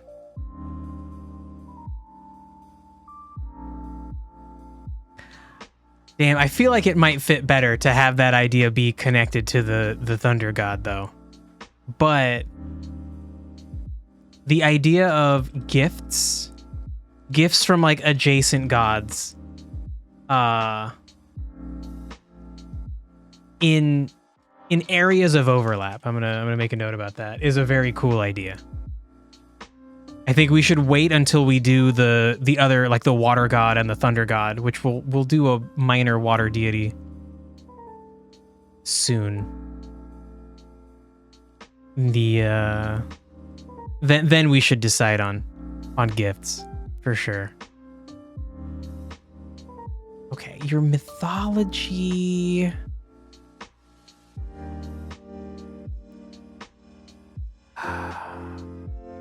Yeah, I don't know if we're gonna find a lot about his personality.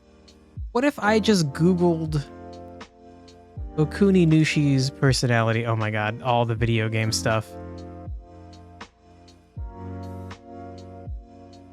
All right, this is probably not a general wiki. Is this for a game or something? The fantasy wiki with fictional characters. Uh-oh. Have I ever told you how beautiful you all look, my lovely wives? Oh no. Okuni Nushi's a polygamist. Ah. And yeah, Dirk, for sure. It would be focused on them sharing a particular power. It would explain the overlap.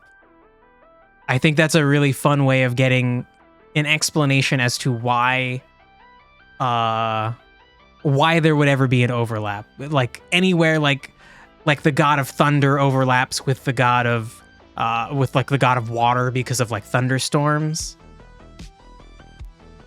Agriculture might involve mills.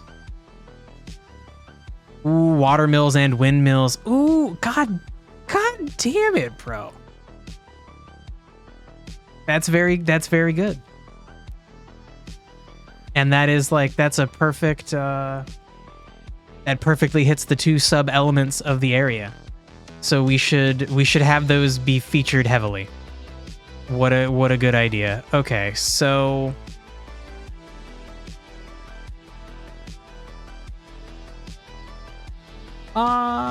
mills, water and wind. And that one gets an asterisk because like that's important. That's fucking cool. So it'll be interesting to try and design a temperate forest that has areas for a windmill. We need like areas that are like above the trees. Oh my god, or just really tall windmills, which that's, I don't know about that. I guess it would be an impressive sight. Hard to represent with a top-down camera though. Could be kind of cool though, actually, to like a thing that Hollow Knight does that's really cool. Sometimes it's annoying because it gets in the way of me seeing my character, is having stuff in front of your character, like in the foreground, as well as stuff in the background. And then stuff even further in the background. Creates a really nice feeling of depth in a game that literally doesn't have any. It's two-dimensional. Yeah, it's two-dimensional. This could be a cool challenge to visually represent in an impressive way. That is also that conveys the information properly instead of just being confusing. Oh shit, god, that's so cool. Having the area feature water, fucking like regular. What do you call a water mill? There are water wheels.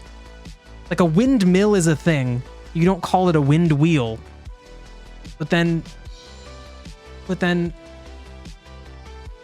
like you don't. You do call it a water mill. I have not fucking heard that term. And in this case, it's a mill that uses hydropower. Sure, yeah. Just any mill that uses hydropower. Yes, yeah, it would, yeah, okay, yeah, I guess. Even one to generate electricity, you might call. No, you wouldn't. No, it would just no, because nope. Scratch that.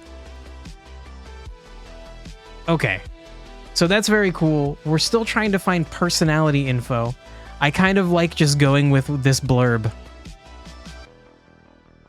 Him being a very soft individual, I feel like matches up with the other gods coming to him and being like, you got to give up ruling this place. And he's like, yeah, okay, all right, okay, sure. Soft individual, a calming aura, often telling jokes and focusing the conversation on the other person. That's very cute. Okay. So then how do we... Let's look at Fujin as well. Not Mortal Kombat. Crap. Okay, does the Gods and Demons wiki have a Fujin? Oh my god, it's 666 pages. Oh no, the Mark of the Beast. It doesn't have a Fujin. Shit, he's known as other things though. Shit. Look into Greek winds. There are like 4 temperaments.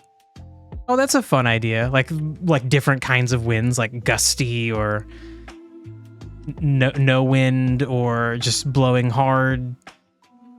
All right.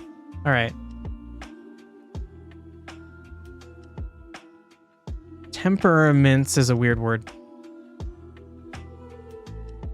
The sanguine temperament is warm and wet. Phlegmatic is cold and wet. Melancholic is cold and dry, and choleric is warm and dry. Okay. Those are cool ideas for like mechanics. Oh, 4 wind temperaments. All right.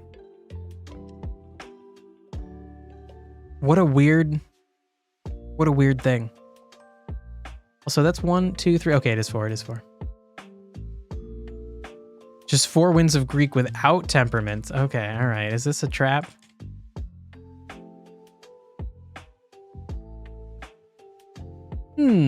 That's cute. There's a god for each direction of wind. That's fun.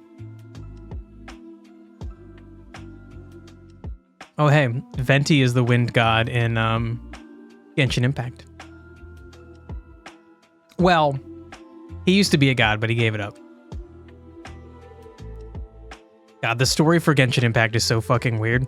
All of the gods have like a weird chess piece that represents their like power, and this weird group of people is going around collecting them for like some nefarious purpose, and like nobody really seems concerned about it.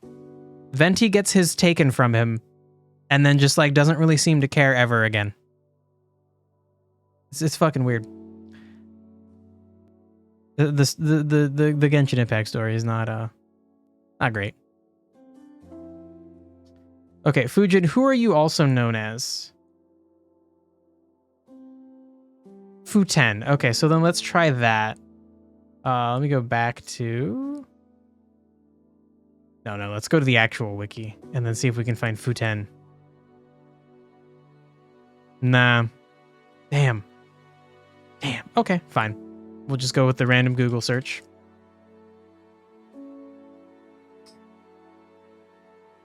From some weird thing called Chaos Seeds. Futen is the epitome of the emotionless butler. That's very funny.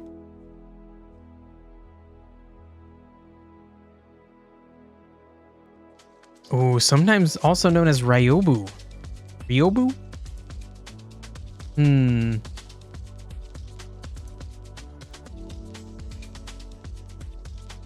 He and his brother create typhoons. That's fucking cool.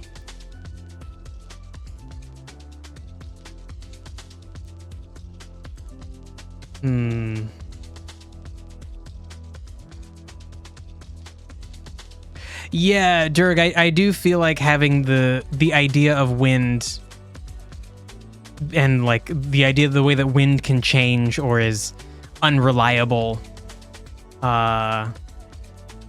does lead one to think that like a wind god should be emotional and prone to change. I do agree with that.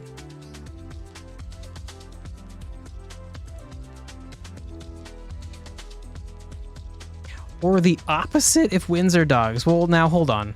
I don't think all wind is necessarily a dog. Just that there would be also wind dogs. I don't think they have to all be dogs. The wind can just be a force, but it can also be personified in different ways, including as a dog.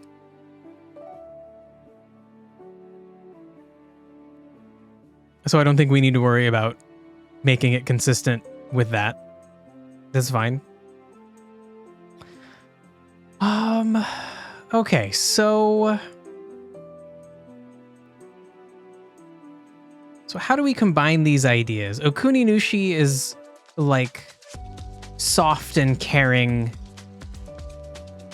But then also, if we're adding wind into that, it's like they could flip and be not that.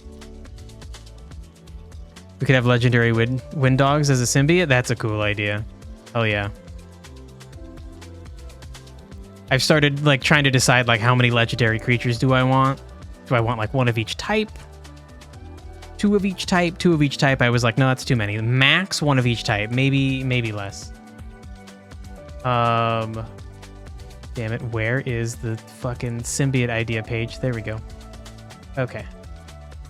And then where is the spot for the cool ideas? There we go. Okay. Okay. All right. We got it. Soft and caring into compassionate and caring. Ooh.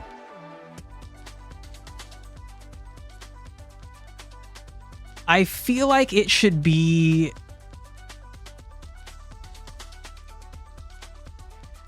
I feel like it should be switching from imagine caring to a whole world all around you. ADHD God. Oh my God.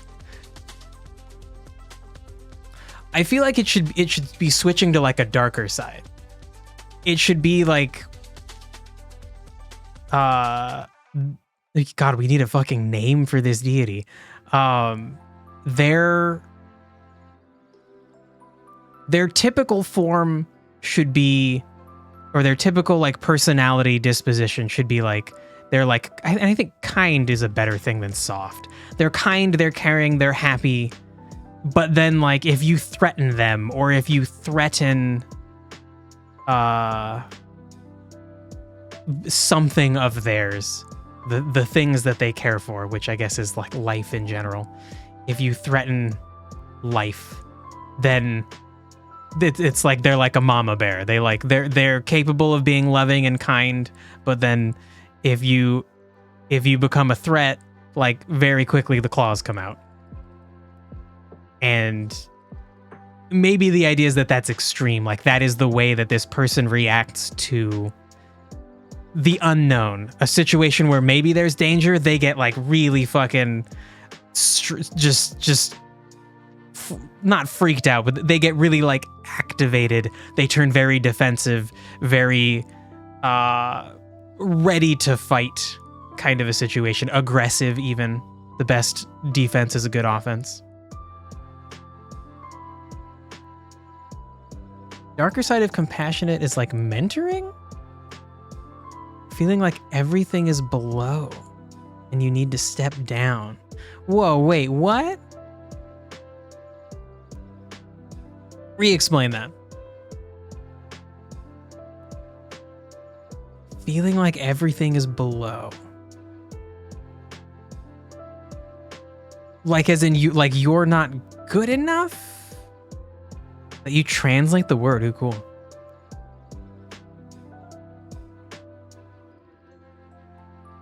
Is this like a weird situation like where German has like very specific words for things? You've got like a cool Ukrainian word for something? Fun.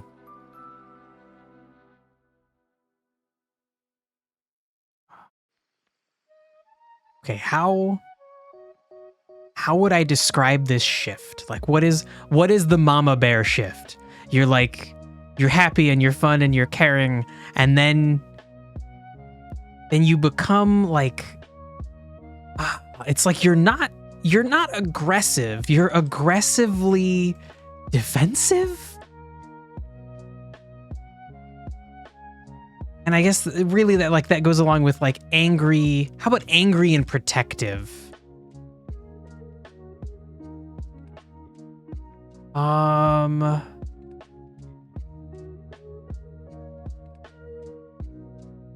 And then like they want to act.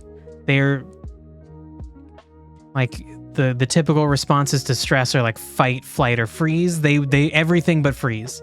They're like they got to do something.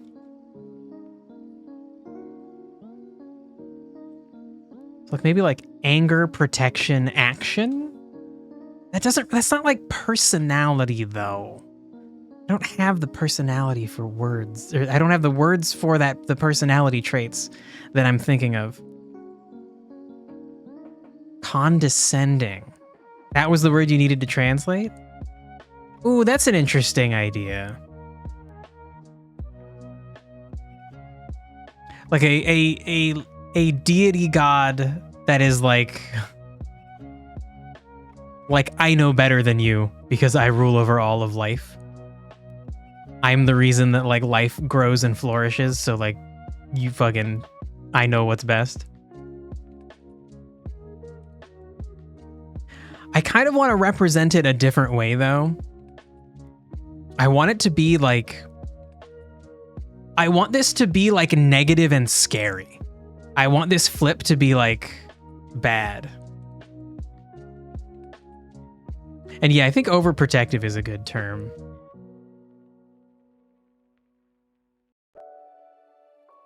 So like maybe angry, suspicious, overprotective. I definitely need more room. God, we still don't have a name. What should this person be named?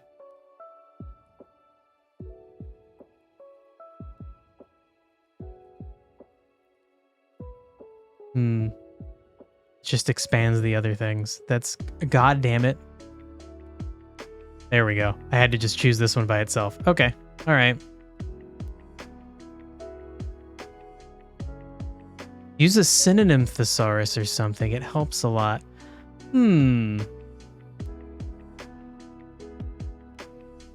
Yeah, I guess it's like I'm not looking for synonyms though. Hold on. How about what if we look up the like mama bear personality trait?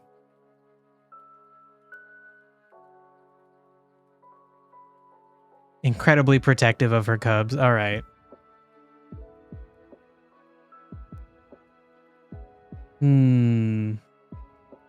Mama bear from crime could be an ISFJ personality type. Oh my god, that's that like personality test.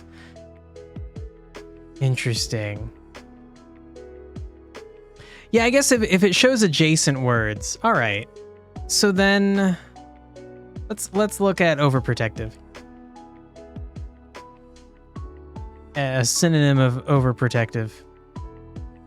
Let's try thesaurus.com. Maybe they suck. Nannyish. Vigilant is kind of cool.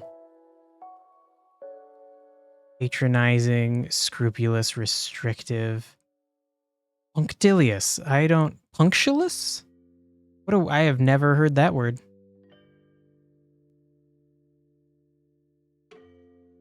Honestly, maybe the things we have are okay. I feel like the things we have kind of work. They go from being kind, caring, and jovial to being angry, suspicious, and overprotective if they ever feel like the things that they care about are in danger. And even they would admit that they overreact to things.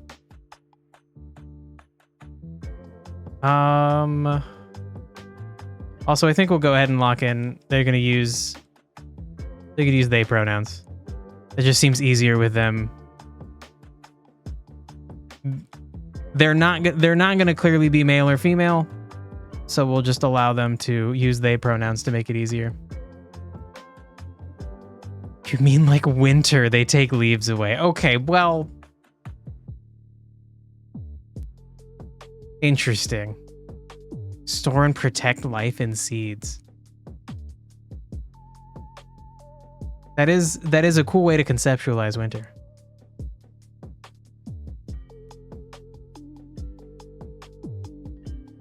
And an interesting like this god would be in a bad mood in winter because they gotta make all the they gotta make sure all the life made seeds and the seeds get protected and put away, otherwise like everything's gonna die. Yeah, winter's not a part of the god, but the god reacts to it. Yeah. And we could have a god of winter. I like the idea of like concepts being entities, which I feel like that's what That's pretty clearly what like Japanese Shinto gods are. They like just represent forces or things that don't actually have a personality. But it's cool to imagine if winter was a god, it would have a reason for existing, but then also it would have conflict with this god, who would be like, why you gotta fucking do that? And it would be like, I have to do that because that's like seasons have to cycle. Like they can't not. What about like the creatures that need to do shit during winter? What about like the sun that needs to fucking rotate and bring summer to the other side of the earth? Like you can't just not have winter, dude. And it's fun. I think winter might be a water god's action consequence. Expand on that. Certainly winter should be at least in some way associated with like the ice god. Being a consequence? A water god's action consequence. Like the water god did something and made winter happen. That's a cool idea.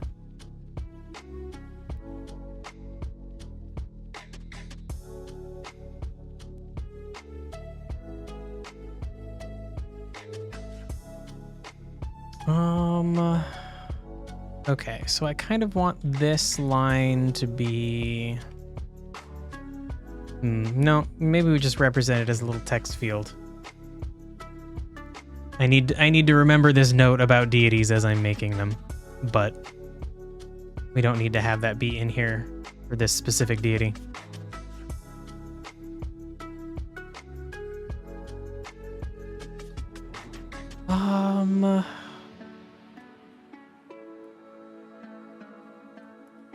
Okay, so we haven't really outlined, like...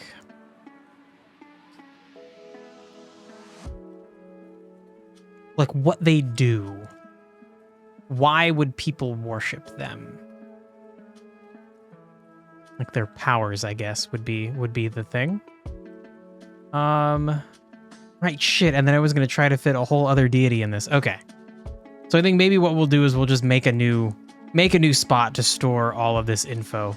And we'll just figure out the name for this deity and then put that deity's name in this spot.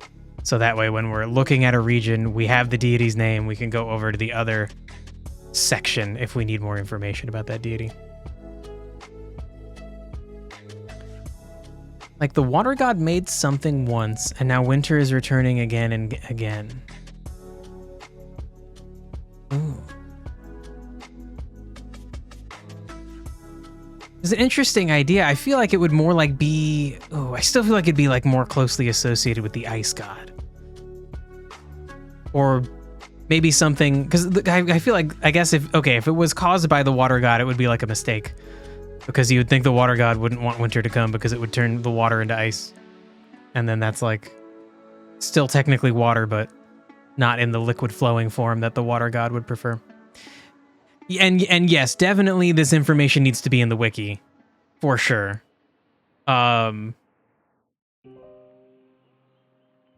honestly, yeah, I guess that's okay. I like to have as much on screen as possible, and I feel like it would be kind of hard to switch between if I just go to consult this info on the Obsidian wiki really quickly. I feel like it's going to be kind of hard to like visually show that. So I was thinking like maybe I just have it over on the side while working with that deity. Yeah, and actually, yeah, I think that's what I'll do. So I'll have a wiki entry for it, and that's where this should live most of the time. But then sometimes I'll duplicate it and just have it like sitting over on the side while we're like working on puzzles and stuff, or the story for this this region or whatever. But that's, you know, that's for later. Okay, so we specifically need like the powers that this god has. And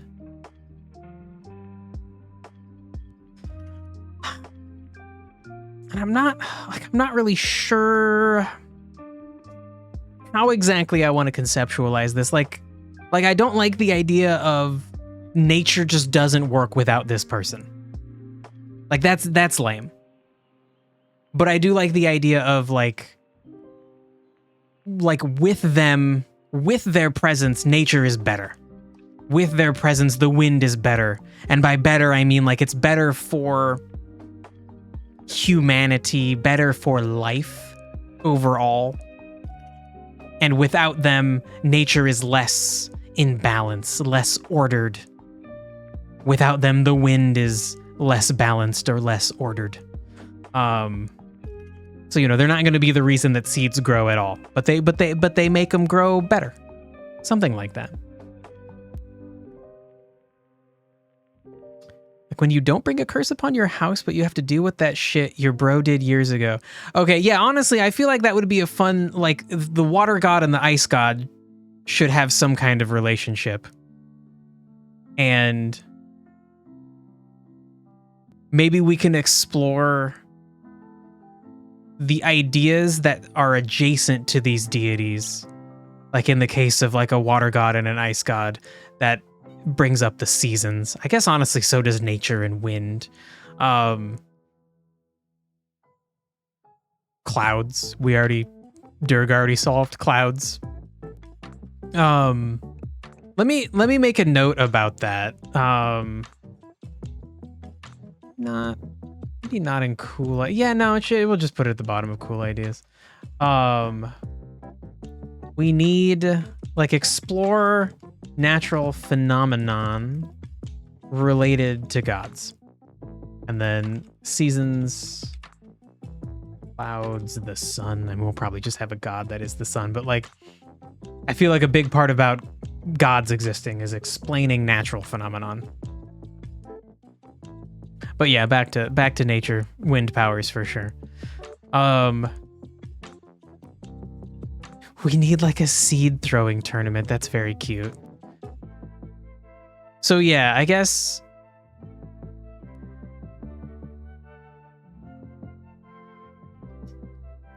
okay, so we not only want we want like the things, like the influences that this god has, like the effects. When this god's around, plants grow better, more diversity. Animals are less likely to starve because they like had there were too many deer born. Like all of these things become more balanced. And then for powers, it's going to be like, what can this god do? If this god went to a place and saw animals starving, this god could just like grow plants with its mind or something like that. So I think those two things separated is important. Better diversity since seeds are thrown around town. Yeah, I feel like that's a fun method of worship for this god. And like I don't know, I feel like the worship of gods can be kind of like stupid. Like people who think they should like kill a goat and like leave the goat on an altar for a god to eat, but then like that god doesn't fucking exist. He doesn't come eat the goat. And I don't know, even if he did, like, he's a god. He can get his own goat. Don't just kill a goat. Like I get it. It like represents that like you have extra to give away or whatever. But like hungry people need that fucking goat. That shit's fucking dumb. Screw that kind of stuff. I want things like a culture that worships this nature god, and so they have a cute seed throwing tournament. Who can fucking spread the most diverse life and therefore make our natural environment more resilient to problems like floods and drought and shit, you know?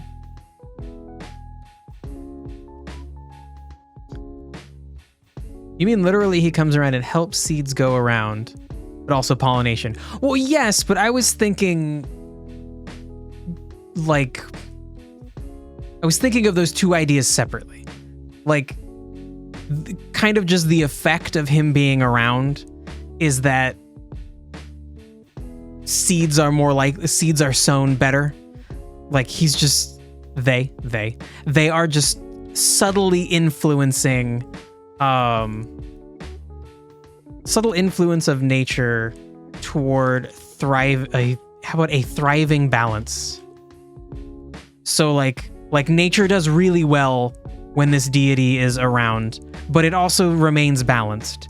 It doesn't grow and then have problems like the thing I alluded to before. Or sometimes places will let you hunt lots of extra deer because too many deer were born and there's not enough food for them. And a thing happens where if there's too many deer in an area, they eat way too many crops, way too many like of their food source, not like crops that people are growing, but they eat through too much of their food source and then lots of them starve.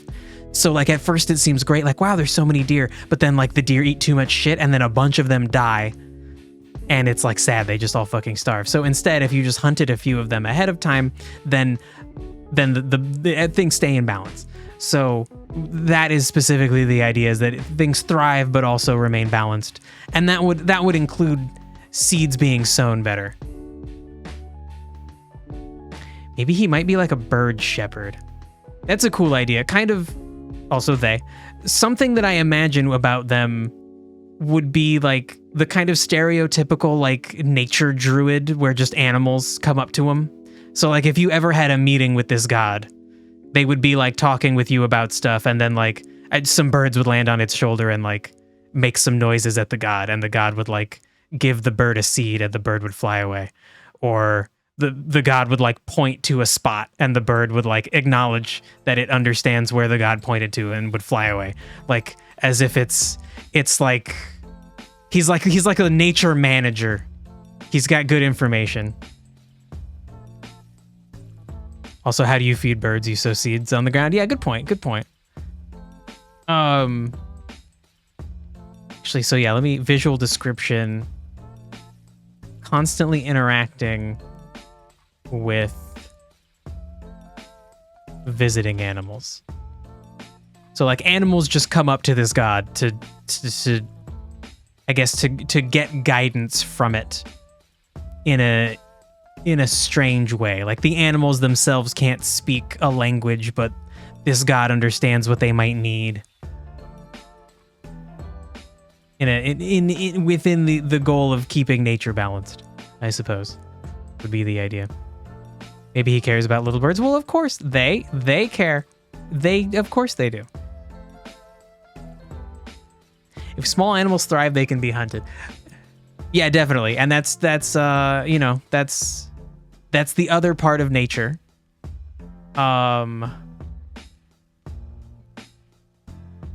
Which I guess, shit, should we have like a third kind of personality zone that they inhabit, which is like kind of like somber and accepting? Because I feel like that's another important aspect of nature is like things have to die, and it's not a happy thing, but it's a necessary part of nature.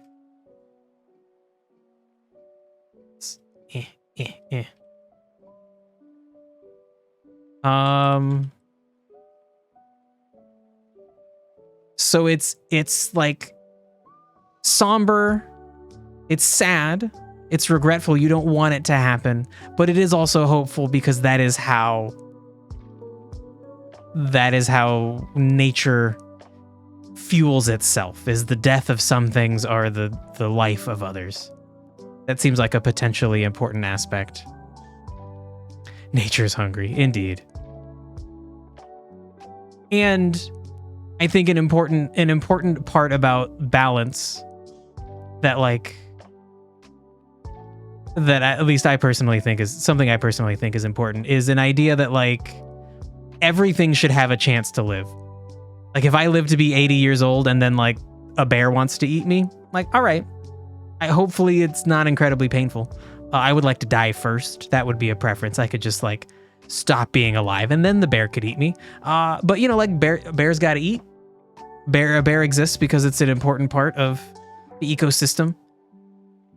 In some way it is valuable. It couldn't exist if it didn't have a niche that it occupied. And so I think that might be part of this balance, is that like the god's influence leads things to being fair. A bird gets to live its life before it gets hunted. Kind of a thing.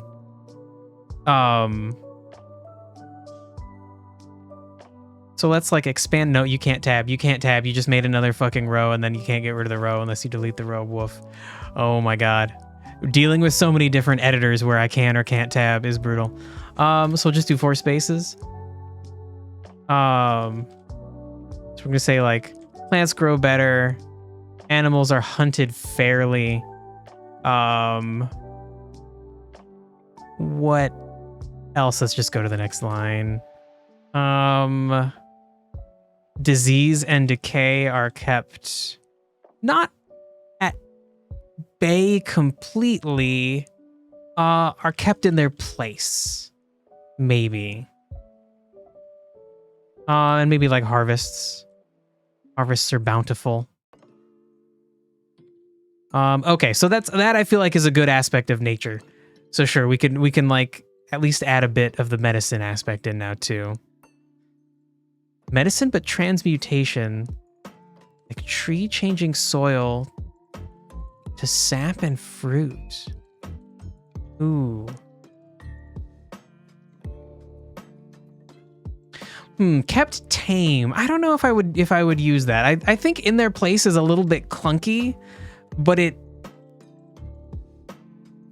like, I think it gets at the point that there is always disease and decay.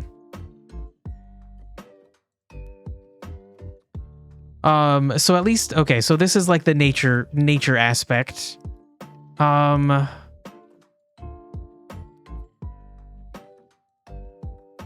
don't know. Is there anything else about like the force of life? Like,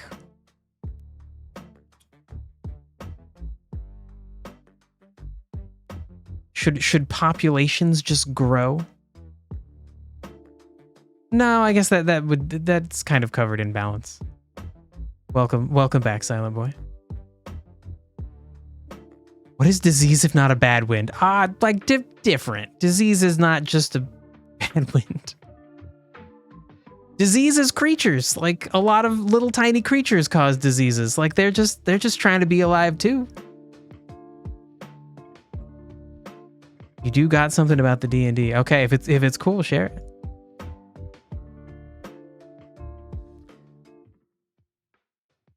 Oh my god, I tabbed again. Don't fucking tab, bro. Don't fucking tab. Stay down here, don't tab. Okay, so what we also need to cover medicine, which I guess like not really, like that's kind of just covered here. Like right by things growing. Maybe like plants differentiate and evolve. And that's like useful for medicine. So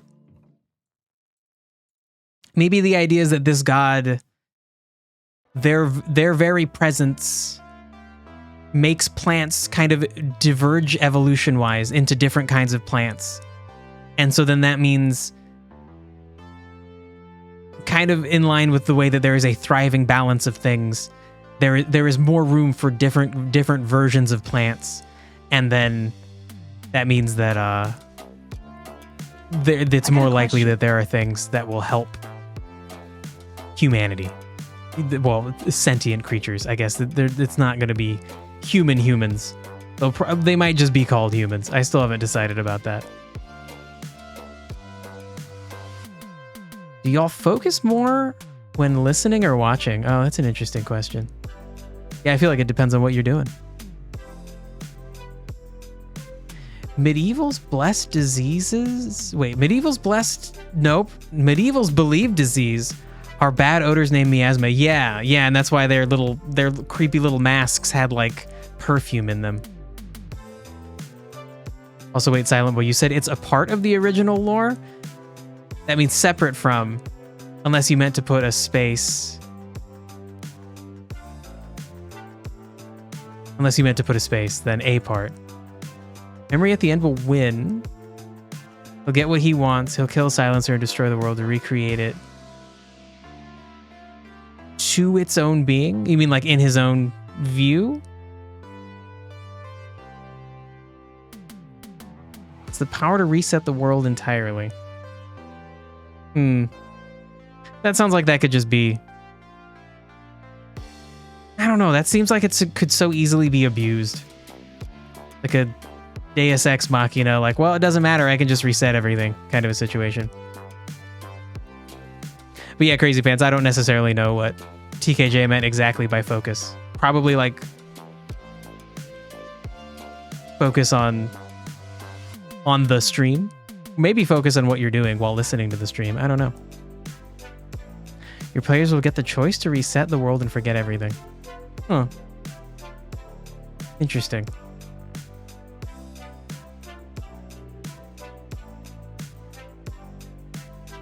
Sorry, you keep misgendering them. I know, Dirk, it's okay. It's okay. Oh, it was a joke. You can't focus on shit. Okay, all right, Crazy Pants. I get you. All right. And yeah, Dirk, I guess we need to be careful about this god moving into too many areas, but I do feel like nature and evolution and mutation are all still closely related, especially when it's for a specific purpose, right? Like, if they cause plants to diverge evolution-wise to be a useful medicinal tool, I feel like that's potentially still pretty tightly in line with nature. And the fact that they are now the god of agriculture and medicine. And I think that'll just be small. That'll just be a small way in which everyone is thankful for this god's influence.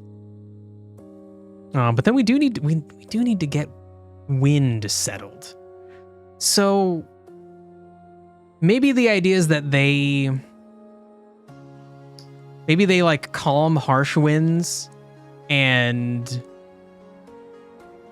like but then they do the opposite for days that would have no wind. If the wind is too harsh, they calm it. If there is no wind, then like seeds won't spread, life won't spread. So then they up that a little bit. I cannot think of a way to say that.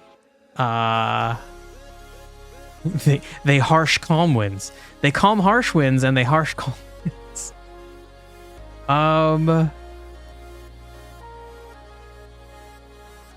Let's see, maybe they lessen high wind. No, calm harsh wind is good. Maybe they like raise quiet winds. I don't know. Shit.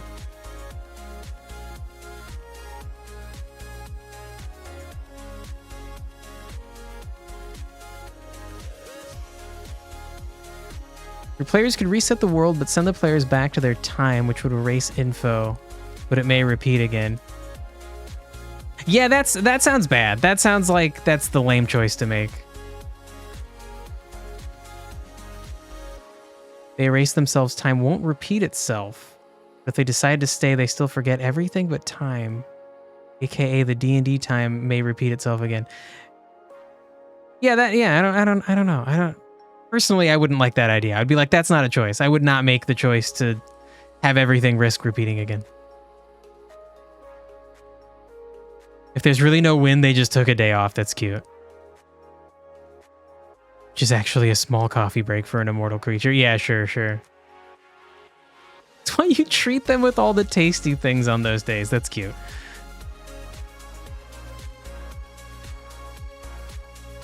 That is a very fun idea. And like this god could actually exist. So like people could actually find this god relaxing. And bring them a nice gift, and they could appreciate the gift. Okay, so we calm harsh winds, but we like create wind on windless days. Boy, I need a good way to. These are like two ideas that are like opposites, but I cannot say them like they're opposites, like black and white. Oh my god. Okay, that's okay. That's fine for now. Dance is wind and nature. That's an interesting thing.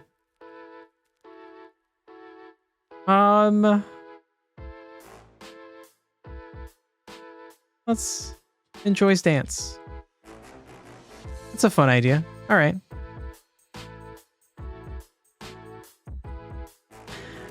That helps memory win. It isn't meant to be a good ending. Oh. All right. I would be annoyed. But you know, it's your tale to reach an end with your players. So if it ends up being satisfactory to them, then that's fine. Okay, what else could you do with wind? We could kind of step into like sailing.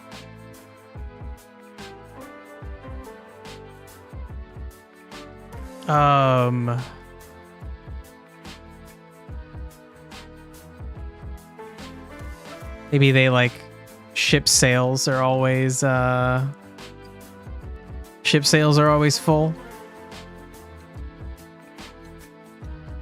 And like the known winds prevail. So like if sailors are planning a route and this god's presence is felt, then they get on the path they want faster. There's no interruption in the winds that typically are there. They get what they want. And then I guess like we should also just go with like seeds are spread in a fortuitous way.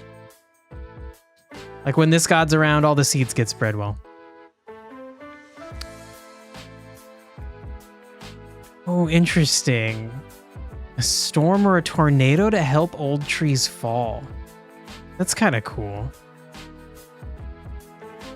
All right.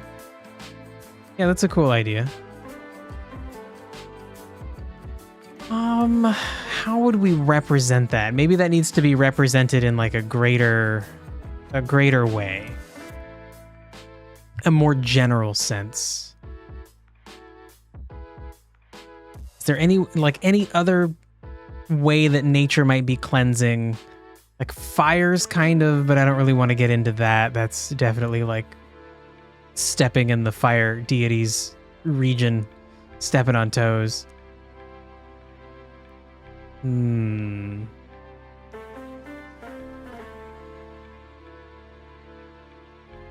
Room is made for new growth. Winds of change sounds cool. Sure. And actually, we could kind of lump that in with the previous line. So seeds are spread, trees fall, new things. Damn it.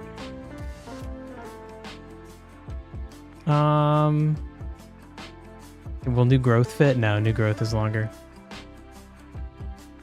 Damn it. Okay, we'll just say seeds spread, trees fall, new growths. That's fine. That's fine. Oh, they could be a patron of pilgrims. That's cute. Like of travel and movement. Yeah, that's a fun idea. How can I scroll? There we go. The first time I did it, I was in the wrong spot. Okay, so where would we add that? I need us like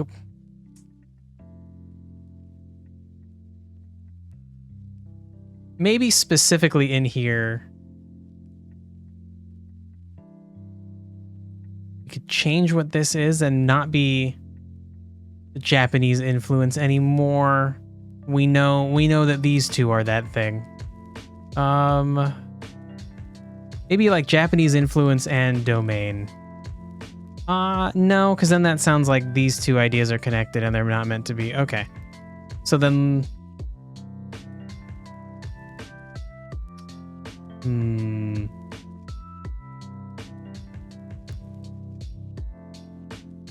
We'll just call this domain, and I'll probably remember that these are two Japanese gods, hopefully. Okay, so they're the god of harvest, medicine, wind, pilgrims, travel, growth, life. We'll add to this as time goes on.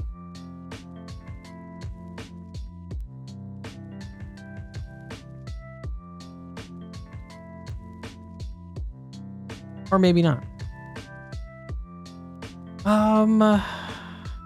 Okay, so then that's...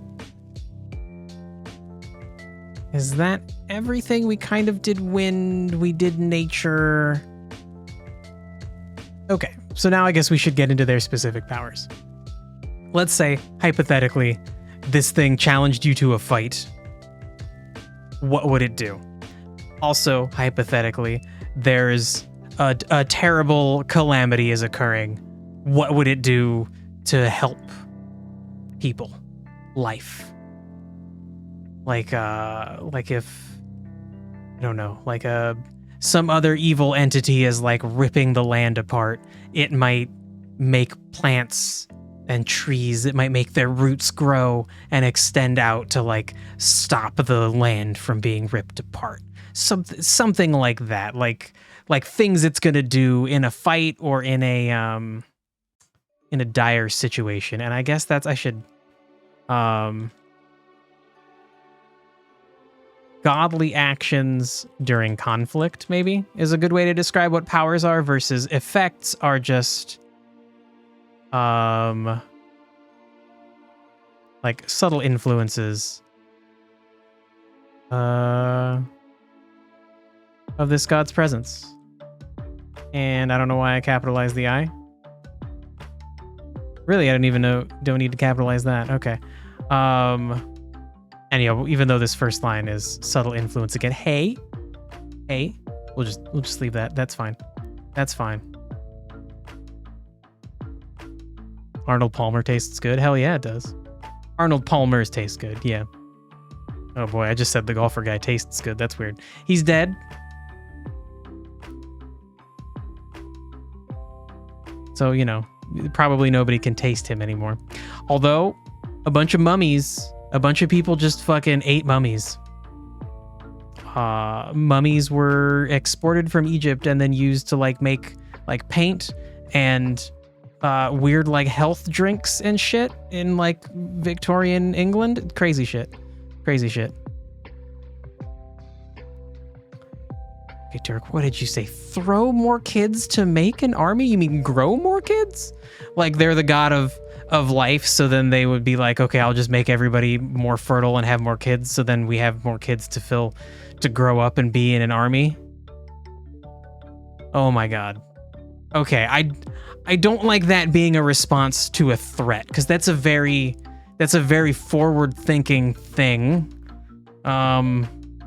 And I think that's already kind of taken care of with the fact that this god subtly influences everything around it to be thriving.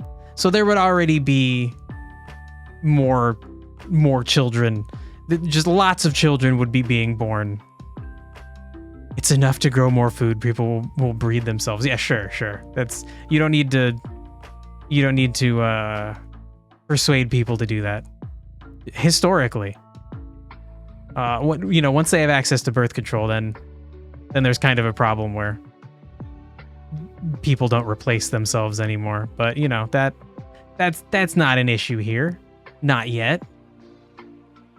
Hopefully. Okay, so what are some cool things they can do? They can summon animals, probably. They can probably transform. I kind of imagine that their shape is already kind of nebulous, right? They can grow arms. Sometimes the arms they grow are tree arms. Sometimes it's like a snake. Sometimes it's another human-looking arm. But they can probably just change themselves into an animal form if they so chose. I'm gonna say animal or a monstrosity. They could turn into a giant tree tiger or something, a giant creature that is a tiger, but it's made of wood, and also it has a bunch of tentacle tree arms that can come out and stab you. They can just turn into some primal thing that has a bunch of aspects of nature in it if it wanted to. Change properties, not fully transform. The wind never abruptly stops. You do it part by part. Okay, that's an interesting idea. I think in this case it would still be like the way that wind could kind of kick up out of nowhere. If God, I need a name for this deity. Okay, hold on. Finish this sentence, then we'll talk about a name because I need to be able to refer to them by a name. Like if shit hits the fan, just like the way that wind can quickly pick up, they can quickly transform. How about a Hydra or a Chimera? Sure, but I want this to be like this is really nebulous. They don't always turn into some specific form. They're going to turn into whatever makes sense for the moment. If they need to be fast, they'll turn into some kind of like giant cat. If they need to be resistant to like stabbing attacks or something, it'll be a giant cat that has like thick like tree bark armor on the outside. If they need to stab at 1,000 enemies, that like vines will grow out of the back of them, and they'll like stab at all the enemies. It's just like they bring in primal parts of nature and kind of glue them all together. TKJ, are you a bot? That's such a random. I also like Panic at the Disco. Not a fan of Fall Out Boy, but I do like Panic at the Disco. That was such a random statement. Holy shit. I like the Panic at the Disco singer, has a cool voice. They sing cool songs.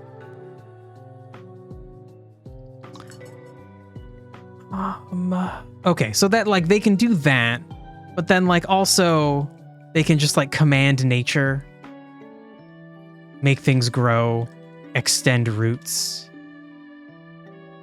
They can probably just like bring things back to life. And maybe that's kind of limited. Like if your kid has been dead for 100 years, he probably couldn't bring it back to life. They probably could not bring your kid back to life even if they wanted to. But maybe things that have just died or that are almost dead, they're dying. So maybe like dying things. They can bring dying things back to life. You bring up random stuff, don't worry. All right. Life is breath. That is an interesting, yeah. I knew you were gonna connect that to wind. That's a cool idea for like a spell.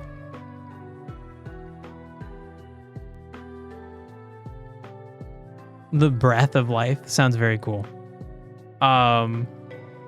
So then they might use that, because again, this is also contextualized within like, maybe you challenge this creature this god to a fight. Maybe they would use an ability like that that's going to like heal a bunch of things around them, like heal their allies, their minions, to continue fighting against you. And it's both a life spell and a nature spell together. That's really cool. People said you seemed high, but that's probably from the tiredness and ADHD. Yeah, I get that. I do. I am also regularly high, but people regularly think I'm high when I'm not. Bringing dying things back is giving a second breath. Yeah. I think that still goes along with like the breath of life as the idea. Like someone else's life is breathed into you. In this case, a god. So that then you can keep going.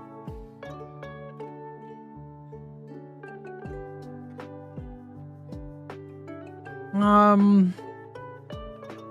mean, you know, it's pretty stereotypical, but like vine attacks.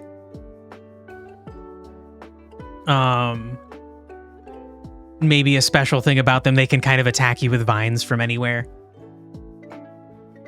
Maybe you, the player, you might have a cool vine spell that extends from you, or you might have a cool vine spell that comes up from the ground, but let's say an enemy standing on like a hard rock, you can't send your vines up through that kind of ground. But like this god is like, nah, I can make vines come from fucking anywhere. They can be really long. Like I can hit you with an attack from anywhere. Potentially like, yeah, shit, that's what I was thinking too. A spore attack as well.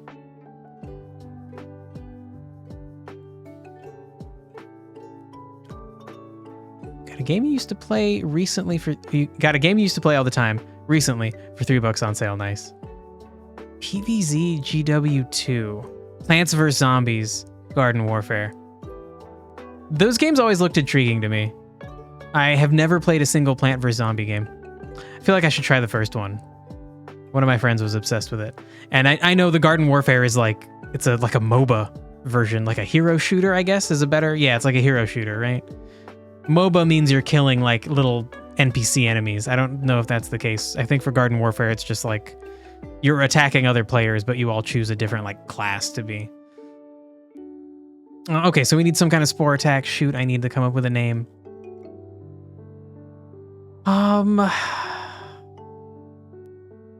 What other cool like spore attacks really that seems to really unite wind and nature. But then they would probably just also have regular wind attacks. So I feel like we should really focus on the things that would unite wind and nature.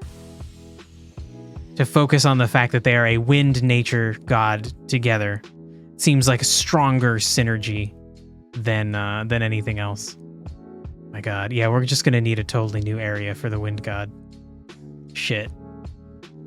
Yeah, I just need to restructure this. This information is small. This information is huge. Okay, all right. You need to get bigger. Like, a lot bigger. God, and this is just for Region 0. Oh my god. But I guess things will get faster as we go along.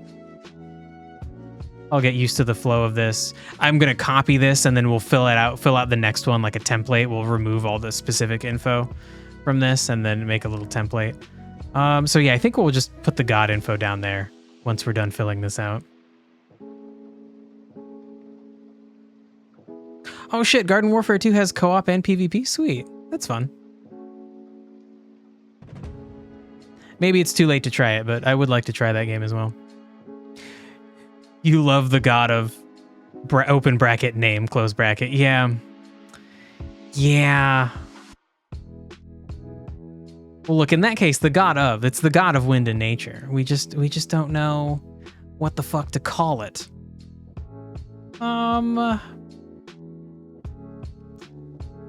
Okay.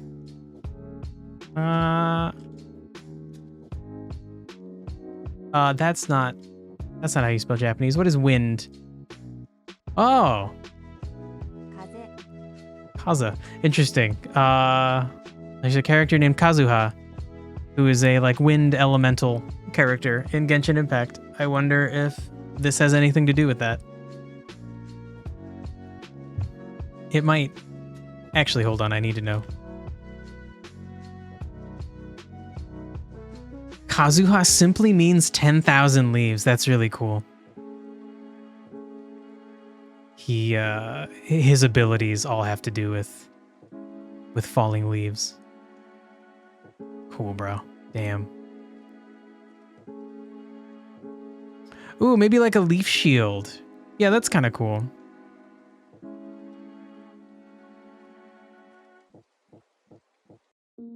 Oh.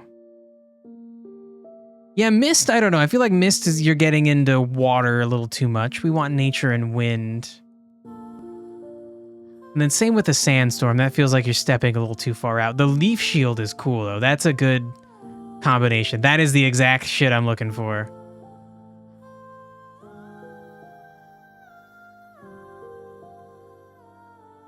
Oh my god.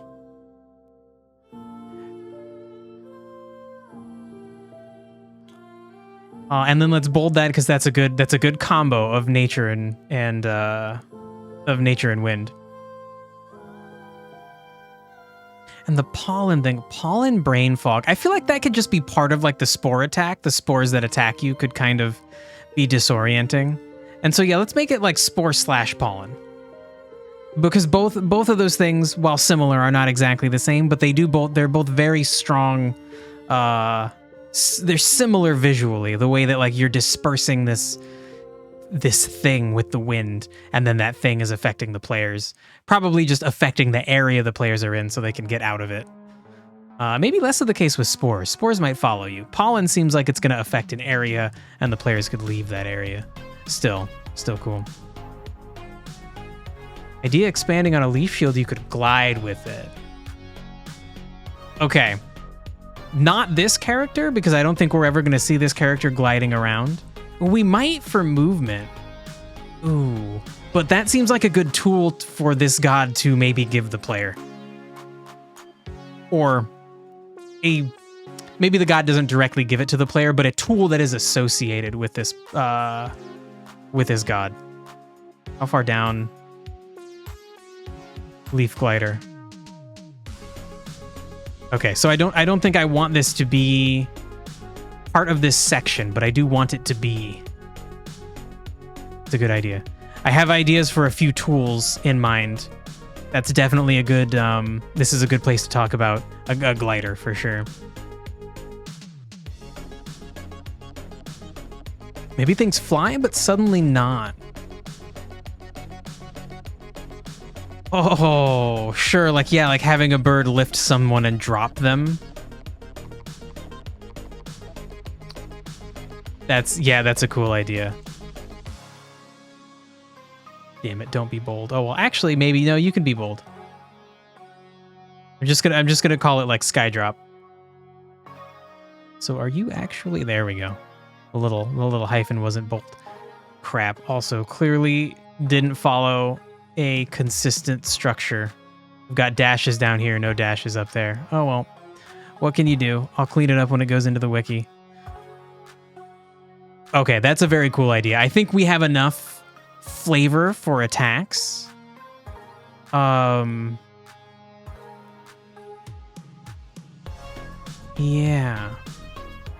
And then I guess just like we'll just have a section called tool. I don't know, maybe like how about associated tool? And so then we'll have one of these for each god. So far I only have like 2 ideas locked in that I want to make puzzles with. One for the electric god, one for the fire god. But as we go through and add more, I think maybe I need to make a list of cool video game tools, and then we'll pick and choose the cool ones. Zelda's got like all of them. All the cool tools exist in Zelda. Hookshot, the cool like gauntlet that makes you really strong and lets you lift stuff up, a boomerang, a bow and arrow. Ooh. Even it's got a glider. It's got a fucking glider. Ori leaf. What does that mean? I have only played a small amount of Ori. Oh, does Ori use a leaf as a glider?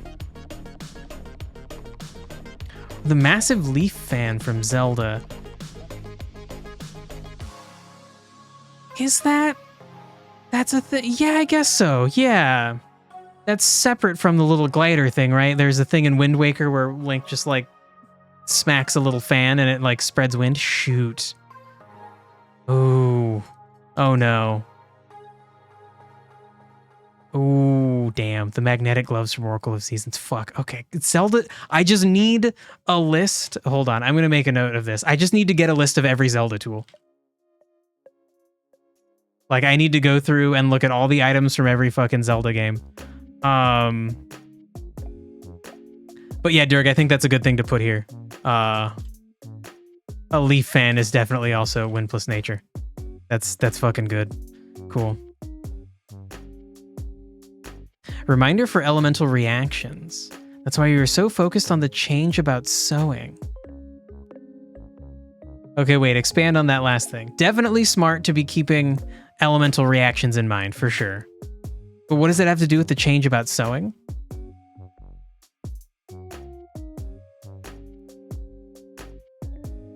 I sew. Oh no. I what now? Oh, as in the player is going to be doing those things, potentially. Yeah, I think that's fine to have be... like, that doesn't necessarily have to interact with the elemental reaction systems, right? Like, the player being able to spread things around. as part of like a puzzle mechanic or whatever. Or as part of the like, if the player can take part in the like seed throwing tournament. I don't think that necessarily is gonna be a big problem. Maybe we'll find ways that it should interact, but I don't know. It seems okay. If it does, it solidifies logic. Okay, so yeah, we'll keep it in mind for sure. And I think that's something that's going to happen. That as we get the elemental magic system in place, we get the combat system in place. Puzzles are going to heavily be designed around the elemental reaction system. Some of them won't be. Some of them will just be logic puzzles. But some of them will absolutely interact with the elemental reaction systems. So that'll be something that was going to kind of be like a give and take. I'm absolutely going to have to change how things are coded. We Street U? Oh my god, I don't think that's a thing. The ricochet gun from the Oracle of Ages. I don't remember that. I played both of those. I played the fuck out of both of those. I remember just fucking being glued to my goddamn Game Boy. Thanks for opening up a memory by using you. Oh my god. Bag of Wind as a tool. Okay, now I don't think you have to go pretty high to fill it. Oh my god, that's hilarious. Damn it. Okay, so that's not as good of a tool as like a leaf fan. Like the leaf part is nature and the fan part is wind. That's sweet. The bag would only be wind, but holy shit, that's really fun. The idea of like getting that from the god, like the god gives you a weird little wind bag that you can go fill up and then use to power things. Dang. The boomerang as a tool is constantly on my mind. But like, how can it not be, right? Like Zelda has just made that like such a fucking thing. Like if your game doesn't have a boomerang in it and it has other tools, it's because you specifically chose not to. Like you didn't miss thinking about it. If you did any amount of homework, if you did 5 minutes of homework about tools in RPGs, the boomerang comes up. I've got to come up with some cool, unique idea for a boomerang. I know the boomerang in Zelda, in like, God, I think Wind Waker, maybe in other Zeldas, the powered up version is like brings a tornado along with it when you throw it. Like that shit's fucking cool. A twig used as a boomerang. No. It would have to be a very special twig. Like a boomerang only boomerangs because of the way it's shaped, right? It would be cool to have a tree, like if this god gave you the boomerang, they just like hold out their hand and like they hold their hand up to like a tree branch and the tree branch just like grows into the shape of a boomerang and they like snap it off and they're like, all right, here you go. It was the Gale boomerang in Twilight Princess. Shit. I remember so little about Twilight Princess. Very keenly remember the ice dungeon being like one of my favorite fucking things. It's got a cool like Yeti couple. The Yeti lady makes you like soup. It's got like cannonballs that you shoot through like frozen things. I remember really, really liking the Twilight Princess ice dungeon. But like most of the rest of Twilight Princess, what I remember is Midna being annoying. I remember Midna's chubby little imp form just fucking giving me shit the whole goddamn game. And that's it. Also, like I remember it being dark and spooky. But like I don't remember any of the other like fucking gameplay. I need to replay that game. You could also use the bag to hold your breath underwater. Oh my god. Shit. Okay, that maybe. Power things. Hold breath underwater. That's so cool. That's such a cool fucking idea. Shit. God damn it, Dirg. I need to make like 5 games to fit all this shit in it. Especially if this keeps happening, like as we keep going. Oh my god. And Small Brain Ape, I remember Twilight Princess fondly. I remember people not liking Twilight Princess, but I remember fucking liking it. I did not like Skyward Sword because of the motion controls. It felt really bad. That is the only Zelda that I would tell people not to play. I think, well, okay, there's like CDI Zelda games that are really old and they're like really notoriously bad, but I've never played them. I've played every other Zelda game, I think, and I don't think there's a single one I would tell people not to play. All right, Team Worm also loved Twilight Princess. Sweet. I think it's got somber vibes to it, so that might not be what people are looking for in a Zelda. Okay, so this, like, I feel like we're good, but we need a name, and I was midway through that, right? I got distracted. Okay, so they are nature plus wind, and they're Japanese influenced. So wind is Kaza. Oh my god, it's so quiet. Why are you so quiet? The YouTube video I was watching on here wasn't that quiet. My god. And then let's also do oh my god, nature. Shizen. Whoa, seeing nature phoneticized as N-A-C-H-E-R, but the E is upside down. The A has a bar over it. Weird. Weird. We'll cut things away, but we have to get all the good things before we do a choice. Yeah, that's a good point. It's a good point. And when we cut those things away, I think they'll just go into a, you know, like a potential future game zone, a potential sequel zone kind of thing. So they won't necessarily be lost forever, just temporarily. Okay. So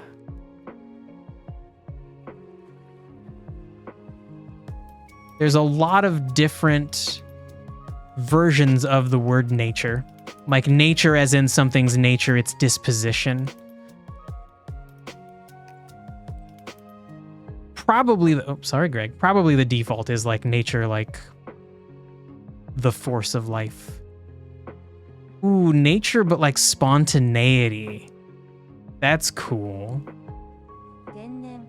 But wait, you don't give me the text of that? What is the like Romanji? How do I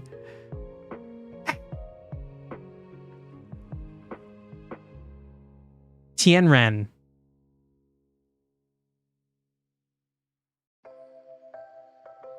Interesting.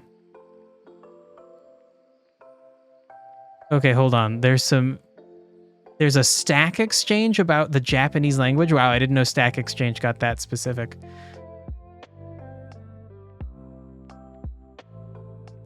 My senpai called me Tenen. Which was that name? No, it says this is Tianran. But that is the same symbol. Shit. I think this might be like an airhead. It describes a person or a person's character, the result of acting without an intended attempt? What? Bro, what? Okay, that word can mean natural, but in this case it means airhead. A shortened version of this. Natural fool. It means that you're not actually dumb or something, but maybe exhibiting a careless nature. Oh, but they got no points.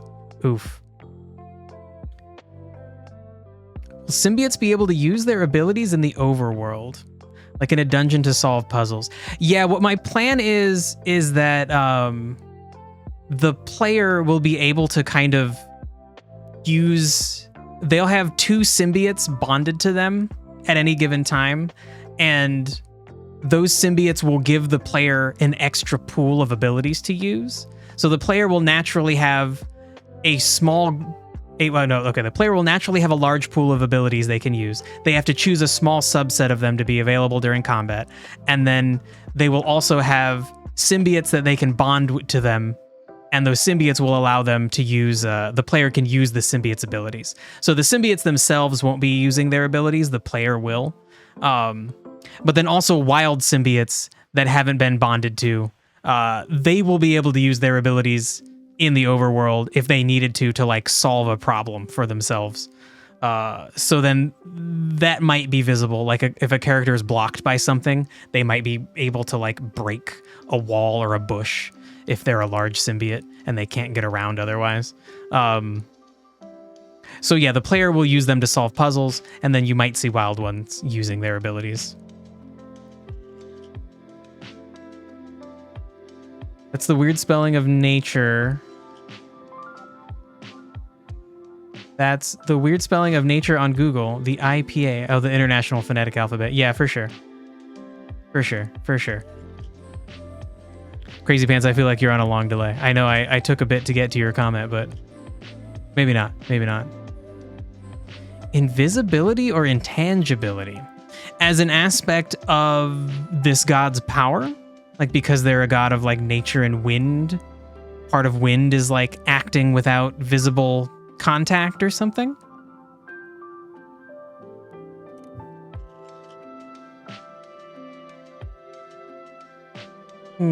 So this word can describe a person who makes silly mistakes. Is that a fun name to give to a god?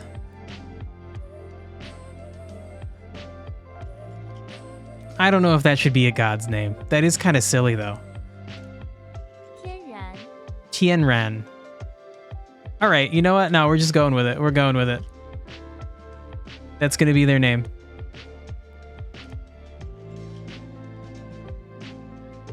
Great. Always, yeah. Well, look, just like refresh the stream every 5 minutes and then you'll have less of a delay. Evolution makes silly mistakes. Mutation is all about silly mistakes. That's an interesting... That characterizes this god in a very interesting way.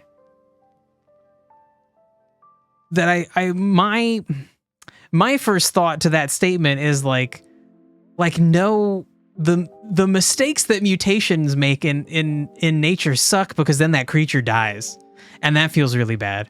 Or like what a horse and a donkey can produce a child, a mule, but it typically cannot have the mule itself cannot make children. Like that's so sad. Things like that are sad, but it would be interesting if the mistakes that this god makes are silly. They're always like, they always work out. They're always like lighthearted. Things are okay. That seems like that would be those would be the nice mistakes for a god of nature to be making. Crazy Pants says that her latency to me is 2.44 seconds. Yeah, I think that thing does just always lie. Or unless that's your latency from Twitch to you, and actually the problem is I'm at an incredible delay. It's hard with Durg because Durg is like on the other side of the world, so Durg always has like a medium amount of delay. So I can't, it's hard to gauge. You intentionally try multiple things. Mistakes are a path to greatness, a refinement. Ooh. Yeah, that is cool. But also ADHD. Yeah, that's an interesting... I like the idea of using this name for this god now. It's a fun, like... It makes it lighthearted. It makes the seriousness of nature potentially lighthearted. And I feel like that describes their core character in a fun way. And then I think it pushes this idea that these two different emotional states that they can be in are not they're not the baseline for this god. Like, and maybe also commenting that for nature in this place, the baseline of it is not like violent and bad or sad. That is just a separate aspect of it that happens, but it's not like who they are at their core. Joyous, maybe? Not kind.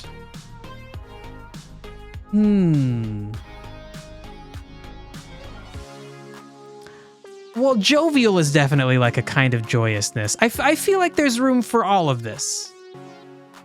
Especially with this idea of like just kind of airheaded carefreeness. Like, oh, it'll all work out. Like, of course I'll help you do your thing. Of course I'll let you share your food with me or whatever. What if the nature god gave you some weed and the only way to get into the temple is to get high? Oh my god.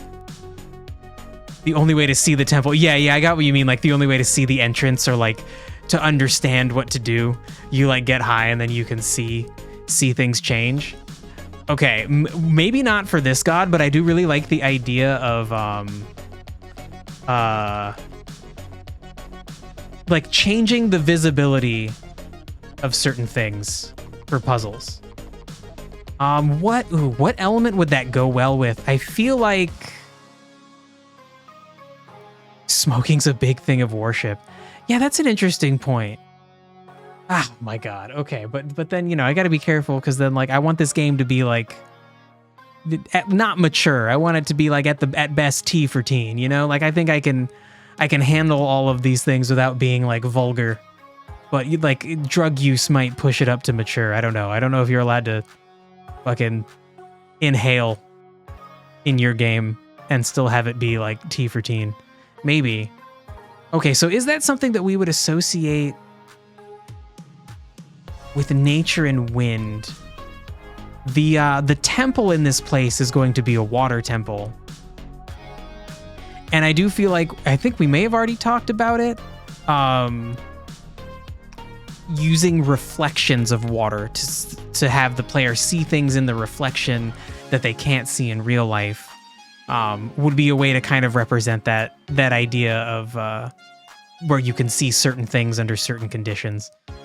Obviously not smoking weed. That is a cool idea though. And maybe we could represent it with puzzles. Okay, so then let me put that in the cool ideas. Smoking reveals truth as a puzzle mechanism.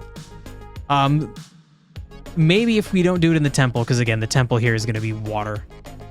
It'll be water with a sub-theme of wind, which doesn't really fit that idea, but maybe we can fit it in just like regional puzzles.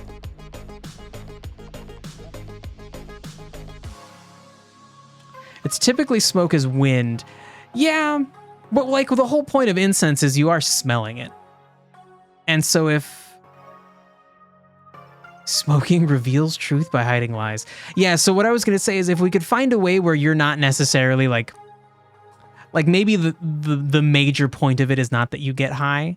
Like maybe we could have like the visuals get a little like wiggly and funny, but maybe the like using the smoke like an incense in a pit that you just like burn or something on like a little burner that you set out. Like maybe the idea is you don't actually smoke it and get high for the purpose of solving the puzzle, but maybe like lighting it does something. Like you light it and then you push the wind in a certain direction and the smoke causes something to change. Something like that. Touch fuzzy, get dizzy. Oh my god. We could hopefully it could be in there as like a little side fun thing. That would be a very fun excuse to mess with like visual filters. And you know, who doesn't love getting high? Mankind as a fucking as a group clearly enjoys getting high. If Yoshi can do it, we can. Hold on, Yoshi gets high? Hold on. Yoshi gets high? Oh my god. Okay, that's a meme. But what is the origin of the meme? Oh. Holy shit. I've only played through this game once. But holy fuck. That guy is... damn. That guy's high. Search, touch, fuzzy, get dizzy, Yoshi. Okay, hold on. If that's the whole meme. My god. It's the 7th level in World 1. Holy shit. That's at the beginning of the game. Whoa. Yoshi having a good time indeed. You can smoke weed to detect wind flow. Okay, that's something I can work with. Smoke to detect wind flow. I feel like it would be very fun if you could just like pull this thing out and light it and just detect wind with it, but then if you press another button, like your character like breathes some in and gets high. That's fun. That's a fun idea. And also just a little small thing. I've watched a few videos about making visual filters in Godot, and it's like it's a very easy thing to apply. Hold on, let me reopen. It's a very easy thing to make your game do this shit, to do this weird shit. Maybe the background is moving differently than the foreground. So that's a little bit more complicated. You'd have to apply 2 different filters and make sure they work together right. But I don't even need to go that far with it. Shit. That's a fun idea. Fuck. All right, so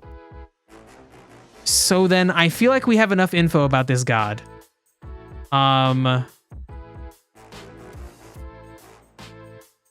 think the goal here is going to be eventually we're going to have all of the gods and their characteristics, and then we need to kind of make their backstory, like how they met and initially interacted, the great evil that they face that has made them get together, probably a great evil that has destroyed all of their civilizations, which is why they now live here away from their people, who are probably all dead, maybe not all dead, maybe part of the struggle is they're trying to save their people as well.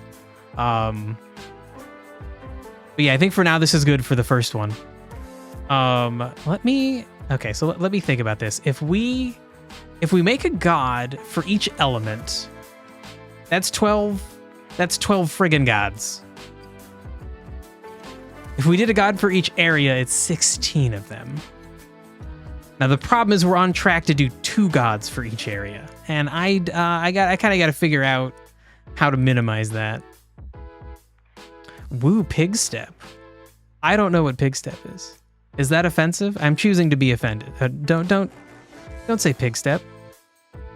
Not in my chat. No, okay, but really though, what is pig step? Oh, it's this song. Oh my god. That's very funny. It is indeed this song. Okay, sweet. It is a very good song.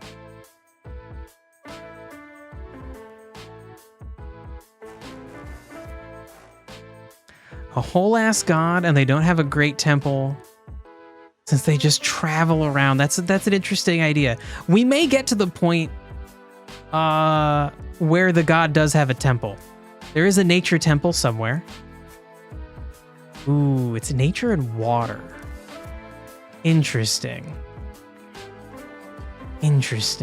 So yeah, I think for now, I like this idea of every area having 2 gods that are like the primary influences, like one major one and one minor one. But I've got to find a way to potentially reuse them. And I'll have to come up with some logic behind it, because that's always what I have to do. There might have to be some reason that hold on, zooming out. So in our first area, our major god is nature and wind. But maybe they need to be a minor god somewhere else. Maybe where just wind shows up. It would be great if wind and nature showed up somewhere else, both as minor elements. But I don't think that's the case. So we might have to do something like that, where things don't fit so well in the later areas. And that could be okay, because the later areas are like things are crazy and fucked up and chaotic. So maybe it's okay. Maybe it's okay we do something like that, but I can't make fucking like 30 gods, and I don't think I can make like 12 seems okay. More than that seems like fucking too many. Too many to have as like a cast of characters who are part of an important backstory that the player is stepping into their story halfway through. It seems like that's too many characters. I should listen to Orb of Dreamer from Little Big Planet OST. Interesting. The way that's spelled looks like it would be for that looks like it would be from Undertale. Let me look it up. We won't listen to it now, but oh my god, the way that Twitch does things, I can't just copy that. Because of where some little, like a pin this message or reply to this message command pops up above it, so I can't fucking highlight that. Major influence might be lesser in 1 or 2 areas. Oh, you misspelled it. Okay, no, that's fine. The Google will still get me there, but okay. If you misspelled the dreamer part, it's just spelled normally. Okay. How many gods ER have? What now? What now, Durg? Okay, I need to reformat this. So we just need like a text box.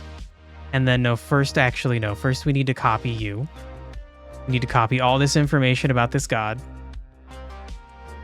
including its name, which I realize I should not have put up there at this very moment. Oh, Elden Ring. Yeah, how many gods does Elden Ring have? Look, I'm just one man though, you know? Like I can only do so much.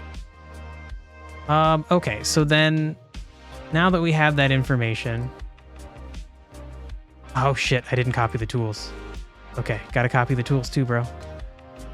Shit, okay. Okay. And then now we can get rid of all of this info in here. Please let me do that, thank you. Okay. And then we want to leave this in here. And then we want your name right here. Okay.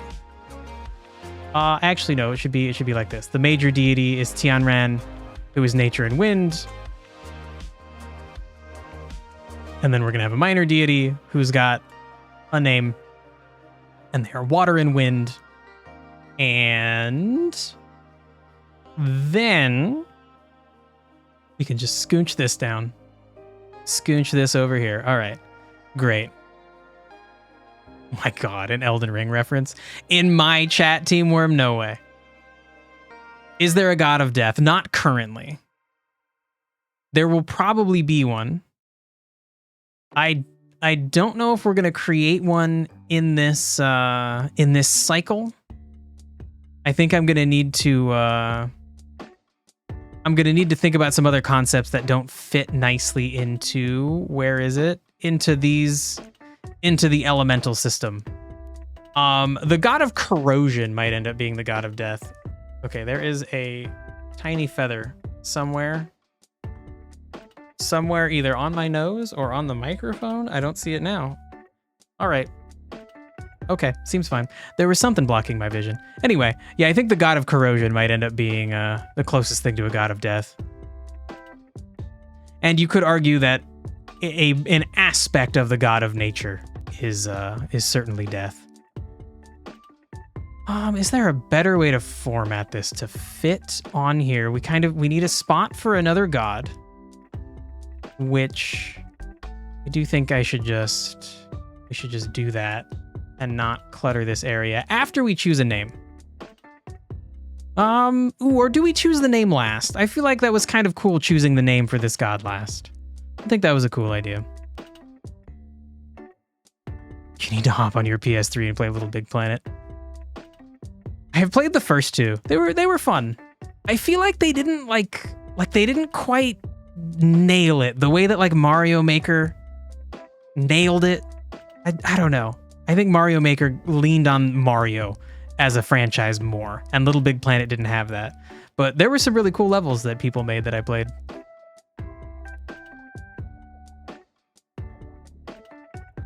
7+ stars, primeval current, and moons. What, Durg? Are those gods? Are those all the gods from Elden Ring? Whoa, there's a song for Little Big Planet called Horny Old Man. That didn't make it in. Good. Probably good. But besides the name, it sounds good. It sounds like a name of a song that's intentionally, like, offensive. Like if you named your song Hitler Did Nothing Wrong. The odds are your song is probably not actually about that. I would hope it's not. It would be a really bad song if it was. Okay, actually, a competition where people tried to make the best song called Hitler Did Nothing Wrong. That would be a very funny competition. I assume a lot of them would be satirical because obviously Hitler did do many things wrong. Really, probably, like, you could narrow it down to, like, he did like 4 or 5 really big wrong things. Everything else is probably pretty minor. But the really big wrong things are enough wrong things to I probably guarantee you a pretty shitty spot in hell if it exists. Okay, so let's just... We're not going to choose your name yet. So what we're going to do is we're going to just open a new text box. We're going to do this down here. Okay. So we have a minor deity who is wind and water, and we need to look up Korean stuff. We only have 20-ish minutes, so that's brutal.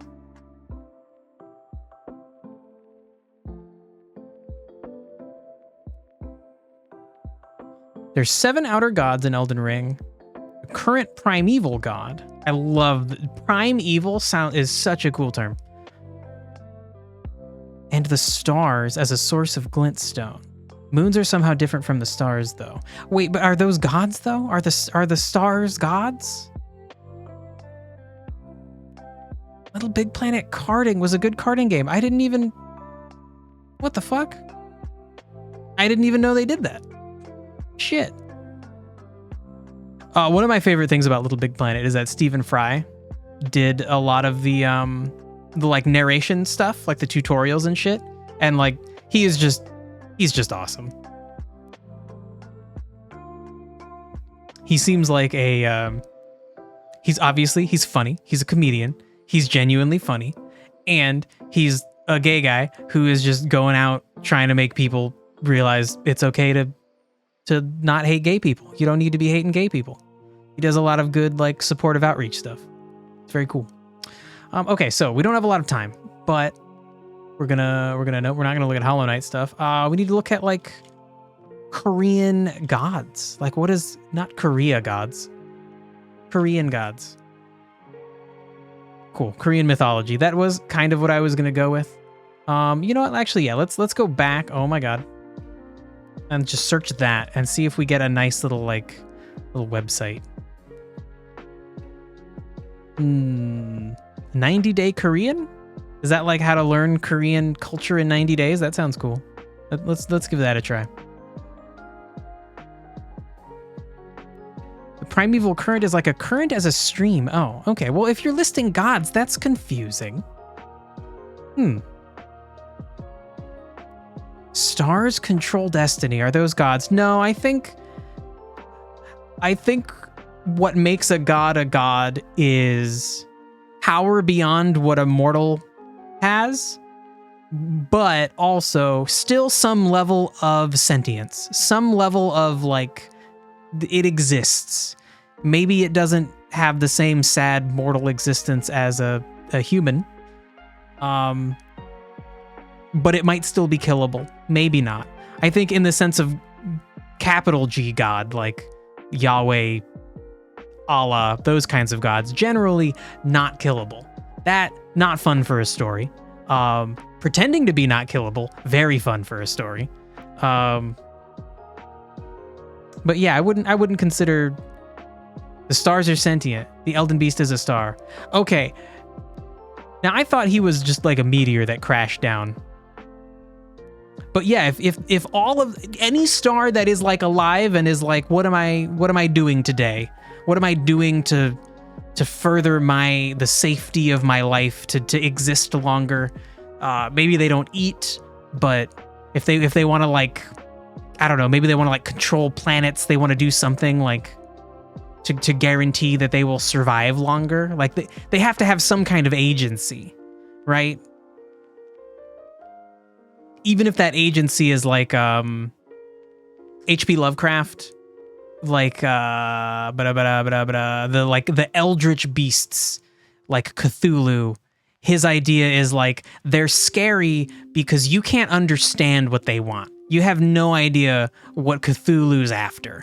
You couldn't even begin to comprehend it. He could tell you in plain English and you would still just be like, I don't understand. I don't get it. And if you ever did understand, like, your brain would just, like, explode or something. I don't know. Okay, yeah, Dirk, you're right. Korean myths. You spelled Korean wrong. Well, maybe not. Maybe in some language that's how you spell it. Anyway. Where does this start? Oh my god, we're just going right into a Wikipedia-like thing. Okay, all right. Wikipedia is so information dense. I would like just some general info. This does look better. This looks more digestible.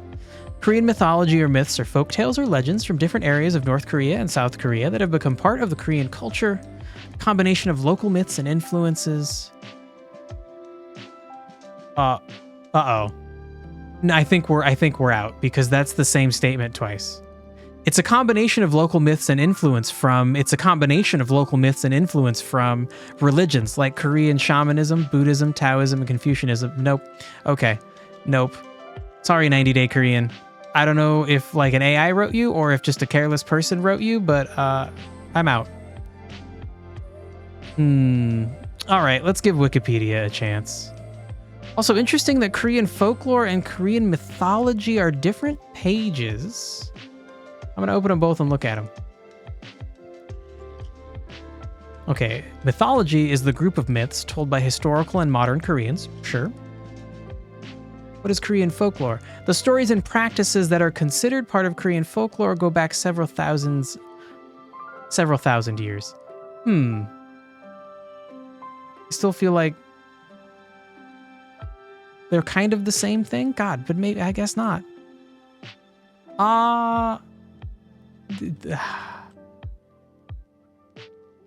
Shit that like I should know the difference between mythology and folklore. I don't. At least not right now. Mythology mostly focuses on existential concepts and origin stories, often intertwined with religious beliefs. Okay, I thought of just a myth as like it's just a thing that's not true. So mythology would be anything that's not true. Whether it's a story about how the earth was created, how the universe was created. Like the Big Bang is not mythology because it's like a bunch of scientists being like, what does the math tell us? What's our best guess as to what the math tells us? And if the math tells us something different, we're going to change it.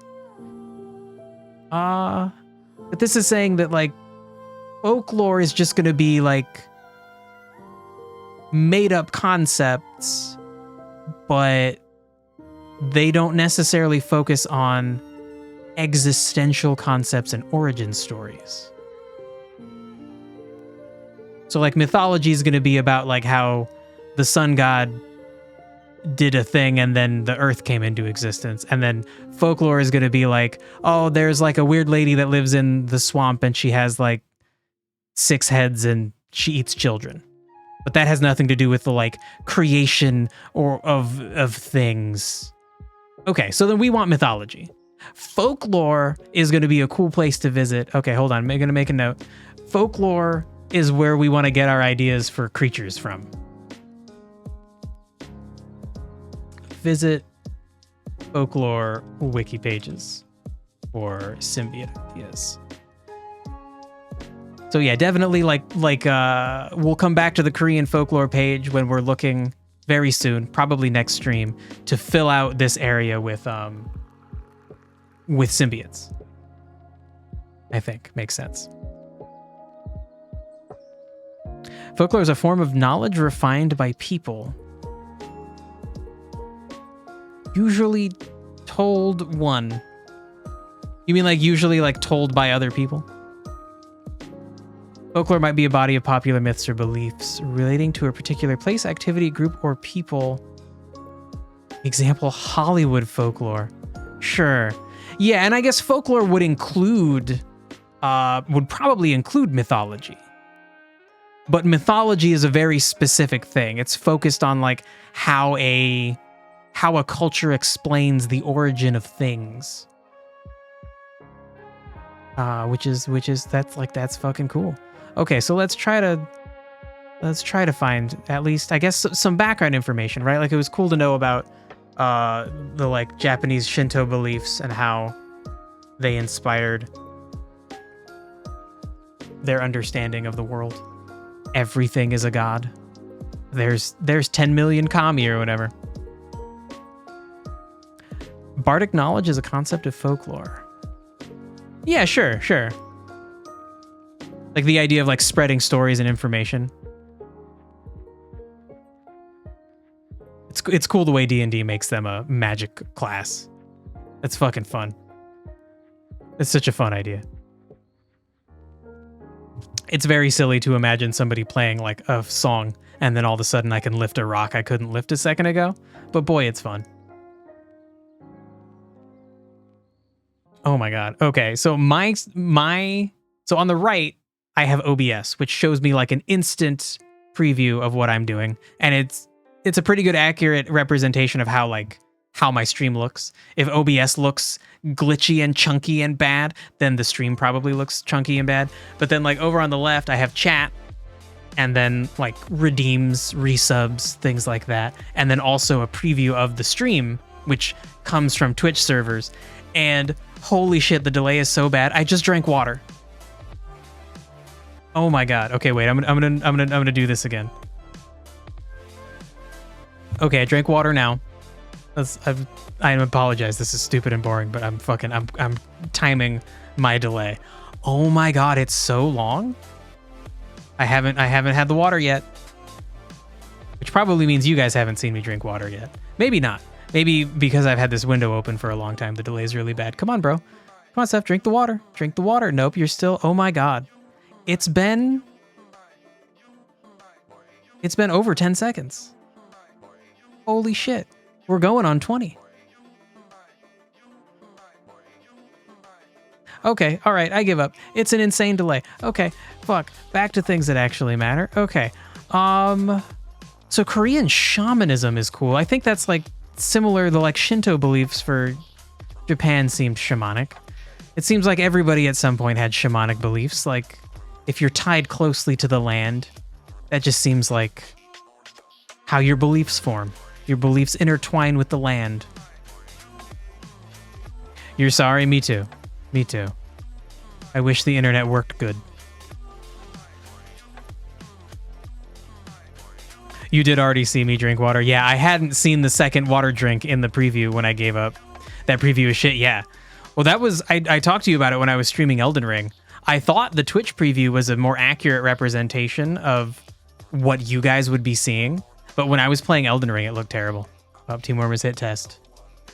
He is type test. Shit, okay, it's a trick. I don't want to watch to see it. He's just testing for his own sake. Okay, so... Ooh, shamanic mythology is divided into 5 regional traditions, with each region having original narratives, as well as distinctive versions of pan-Korean narratives. Dang.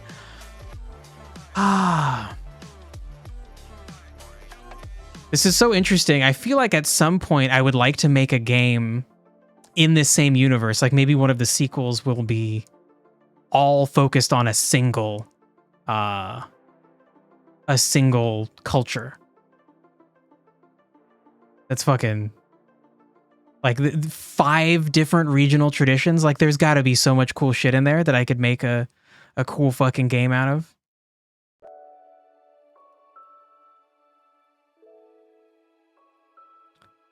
Animistic. So you're saying in animistic traditions, anyone can speak to spirits. In a shamanistic tradition, you have a defined role to do so. Ooh, okay, I think animistic is way cooler. I think that's way more fun, the idea that everybody can communicate with the spirits inside of objects. That's way cooler. That's way more, it's like communism. Communist shamanism. Traditional part-time religious... Shamanism is a tradition. Oh my god, I can't read. Okay, it's good the stream is ending soon. Shamanism is a tradition of part-time religious specialists who establish and maintain personalistic relations with specific spirit beings through the use of controlled and culturally scripted altered states of consciousness. Hell yeah. Hell yeah, they be taking drugs. Sometimes they just fast, but they do be taking drugs. Okay, so Korean shamanism is divided into 5 parts.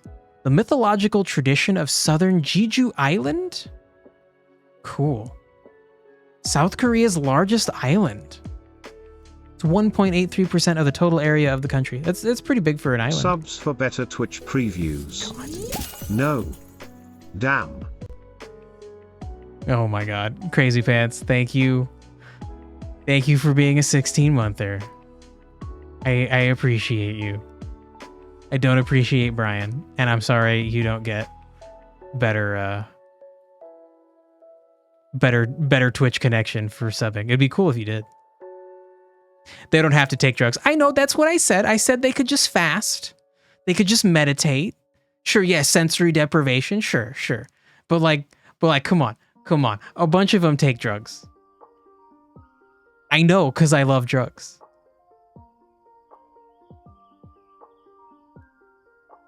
Drugs are, it's fun. It's hard to not do them all the time because it's so fun that you like, what do you mean? I could just drink this interesting tasting beer and then I feel tingly? Like that's awesome. That's fun. I'd obviously it'd probably be better if we all viewed them as like sacred.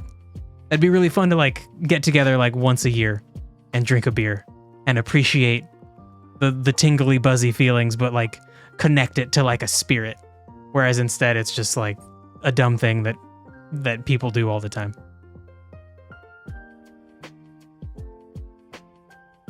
But yeah, Dirk, there's definitely breathing practices you can do to like hallucinate. It's fucking cool. Super interesting. Okay. Not much time. What else? So Jeju Island is one source of mythological tradition. The two narratives found in all and all but one region respectively are the Jesiok Bonpuri. Whoa. Featuring a girl who in most versions is impregnated by a supernatural, potent Buddhist priest. Okay, alright. Who was probably originally a sky god. And gives birth to triplets who themselves become gods. And the Princess Bari. Oh, this is a different story. Okay, different story. Princess Bari. A story about a princess who's abandoned by her father for being a girl. What a dick. And who later resurrects her dead parents with the flower of life. Damn. I hope she resurrected her dad and then slapped him and was like, I bet you're fucking thankful I'm me and not some stupid boy now, huh? You bitch. Oh my god, then she could do the parent thing where she's like, I brought you into this world, I can take you out. That stupid saying that parents like to say, as if like, because they gave birth to you, they're allowed to kill you. It's a fun saying. It's fucking stupid though. Okay, so Jesiok Bonpuri is like the most prevailing Korean myth. Do we get gods? Specifically, a water wind god is the thing I need.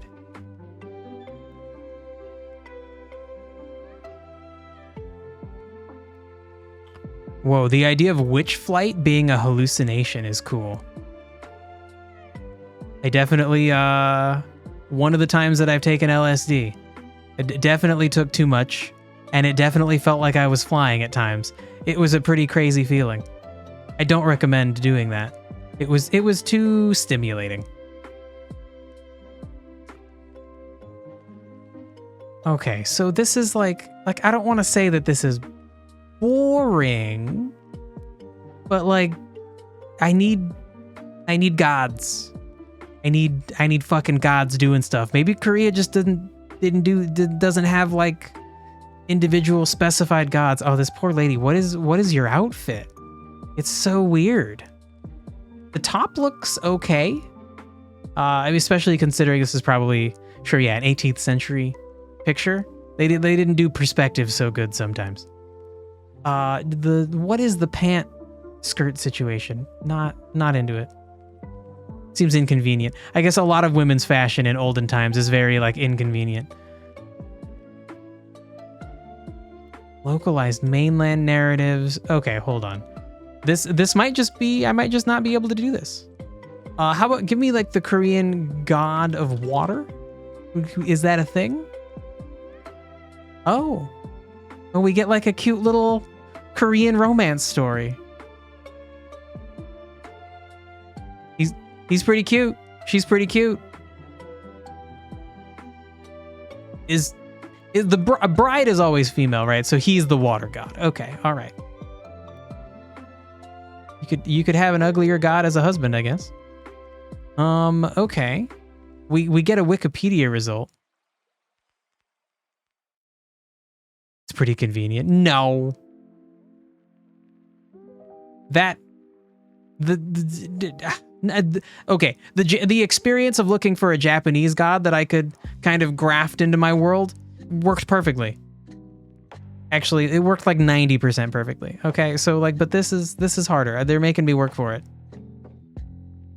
Okay, there's a guy named Habek or Habak. He's the Goguryeo god of the Amnok River. Okay. Whoa. Okay, wait, hold on. What was that cool picture? What was that cool picture my mouse was just over? So colorful. Also, cool looking bow. Also, just like sweet outfits. They got the fashion down. Like maybe, you know, it'd be hard to do a lot of work in that dress that lady has, but like, you could just hike it up. The way their clothing has like the edges of it have cool details. Looks fucking sweet. Shit's fucking cool. Ooh, man. Okay. All right. We're going to have to get into like character design and things and like make the characters in this village like kind of look like these people. It's going to be fucking sweet. It's got to be simple. It can't be like we can't make it look that good. But like we could get like a very dumbed down pixel art version. Shit. Woman dress indeed. It's every like old thing is just like women don't get cool clothing. They don't get clothing for doing shit. Okay, I know I'm about to go back to this picture again, but like that kid's clothing, it looks like he does shit. He's got like pants and some cool boots on. Just give me a culture where like ancient ladies wore pants, and I bet it's a cooler culture than where they didn't. Okay. So he's just specifically the god of a river. Is Amnok River like a sweet river? Oh. It's a river on the border between China and North Korea. Oh. Well, it does look like a sweet river. That's a big fucking river.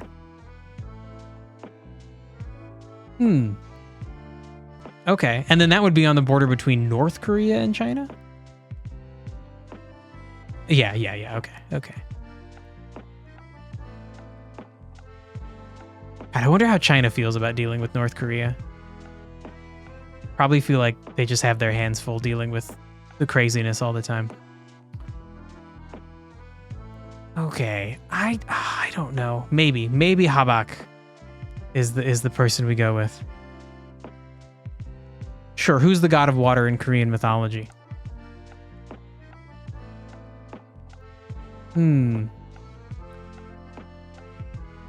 Damn, yeah, that's crazy that like like you would think since Korea is near the ocean, they would have like an ocean god. This honestly makes me feel like I just need to learn a lot about Korean mythology because it seems I know this sounds rude, but it seems strange. Like Greek mythology, Roman mythology, the shit that we know a ton about is like, yeah, they have like a god of the sun, they got a god of water, they've got a god of the underworld, whatever. It's same with Japanese culture. Interesting. Saltwater is different from freshwater. That is a good point, but I just kind of thought if I looked up the god of water that I would be told like, yeah, there's like 4 of them. This guy's the god of some big river. This person's the god of the ocean. This person's the god of rain. Like, this is a weird feeling because this is both like inconvenient for me because the way that I've decided to kind of like come up with some rules to translate and bring in a character that's inspired by other characters. Like I want to make a god that is inspired by Korean gods of the elements that I've chosen. It's inconvenient because this is just not working really. Habek is going to be our go-to, I guess. But then also now I just really fucking want to learn about Korean mythology. So what's the other element we were looking for is wind, right? We're doing a water wind. So and this is probably going to be disappointing. Do you have a cool wind god, Korea? Oh, is that person that I was just... It's the same person. They're the god of the wind and the sea. Okay. All right. I feel like that is particularly on Jeju Island. That one island whose was one of the sources of mythology. Okay.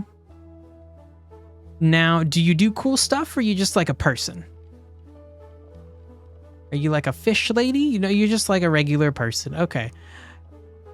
That's a cool picture. From Renee Barabu's The Practical Shaman.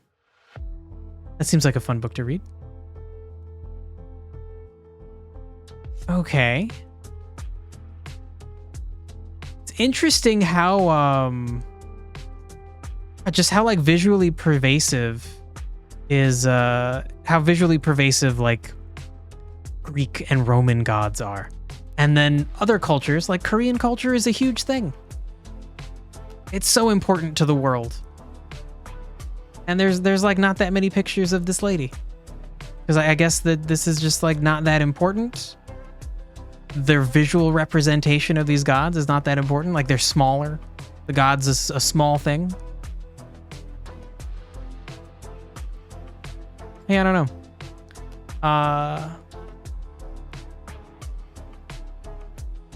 If we have 12 gods, we should design the water god for the culture where the temple is. Yeah. Yeah, that's a good point. Ooh. Okay, so honestly, I think this is a thing I need to figure out. And I'm just going to leave this in all caps because I look at this page regularly between streams. Figure out number of gods and their origins. I think you're right. So yeah, wind, it was supposed to be mainly water and then wind, but that still is I think your point is still valid that we need a god that fits with each of the temples. And so then probably... Well, shit, okay, so actually, this is where the water temple is. So then we probably would want that to match. And then that does create a problem, because then the nature temple is here. And that, oh, that actually doesn't have a cultural influence. So that's okay.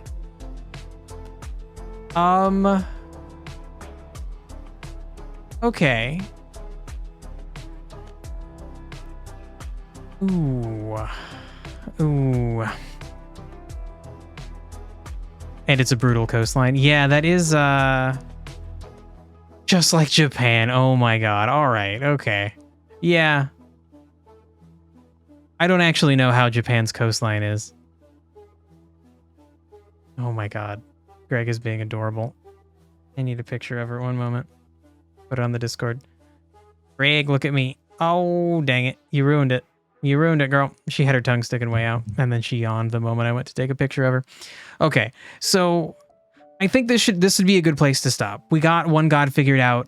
I need to figure out how I want to disperse the rest of them. I kind of feel like...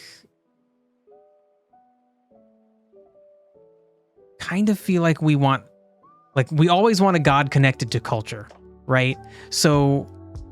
if we have an earth temple, Greg, don't put your claws on my monitor. Okay, great, good job.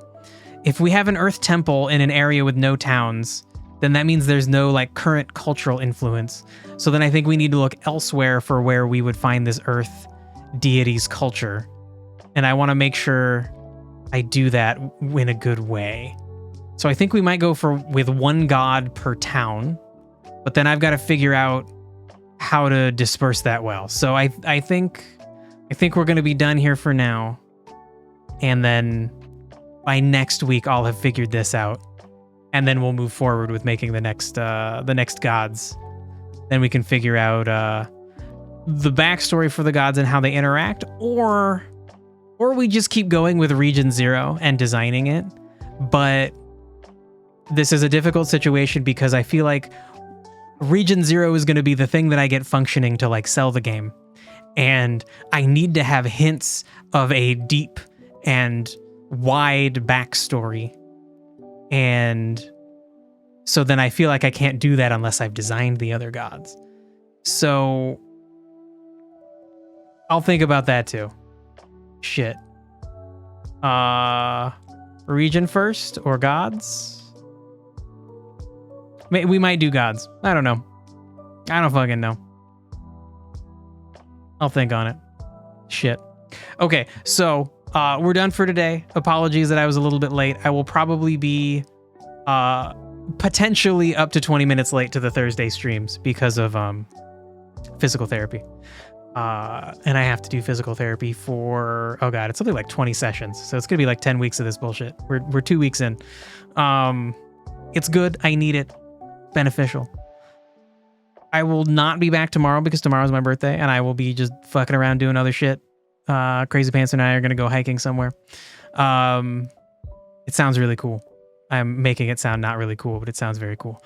I'll be back Tuesday working on more coding stuff for Scribe. I'm probably going to work on some stuff for Scribe in between there. Definitely figuring this out. But then also, I've kind of decided I'm going to be working on other background stuff, like getting a main menu working, getting loading and saving figured out. So hopefully I'll have some of that to share. But yeah, this was really fun. Thanks for hanging out, dudes. This is I fucking love these streams. I feel like this is probably my favorite stream on a regular basis. It's fun to just like have an excuse to actually finally like build the world. Otherwise, I just kind of like float around and don't make actual decisions. This is fucking good. This shit's sweet. So yeah, thank you for hanging out. Have a nice weekend. I will see you around. I don't know. Take care. Thanks for hanging out. I appreciate you. Goodbye.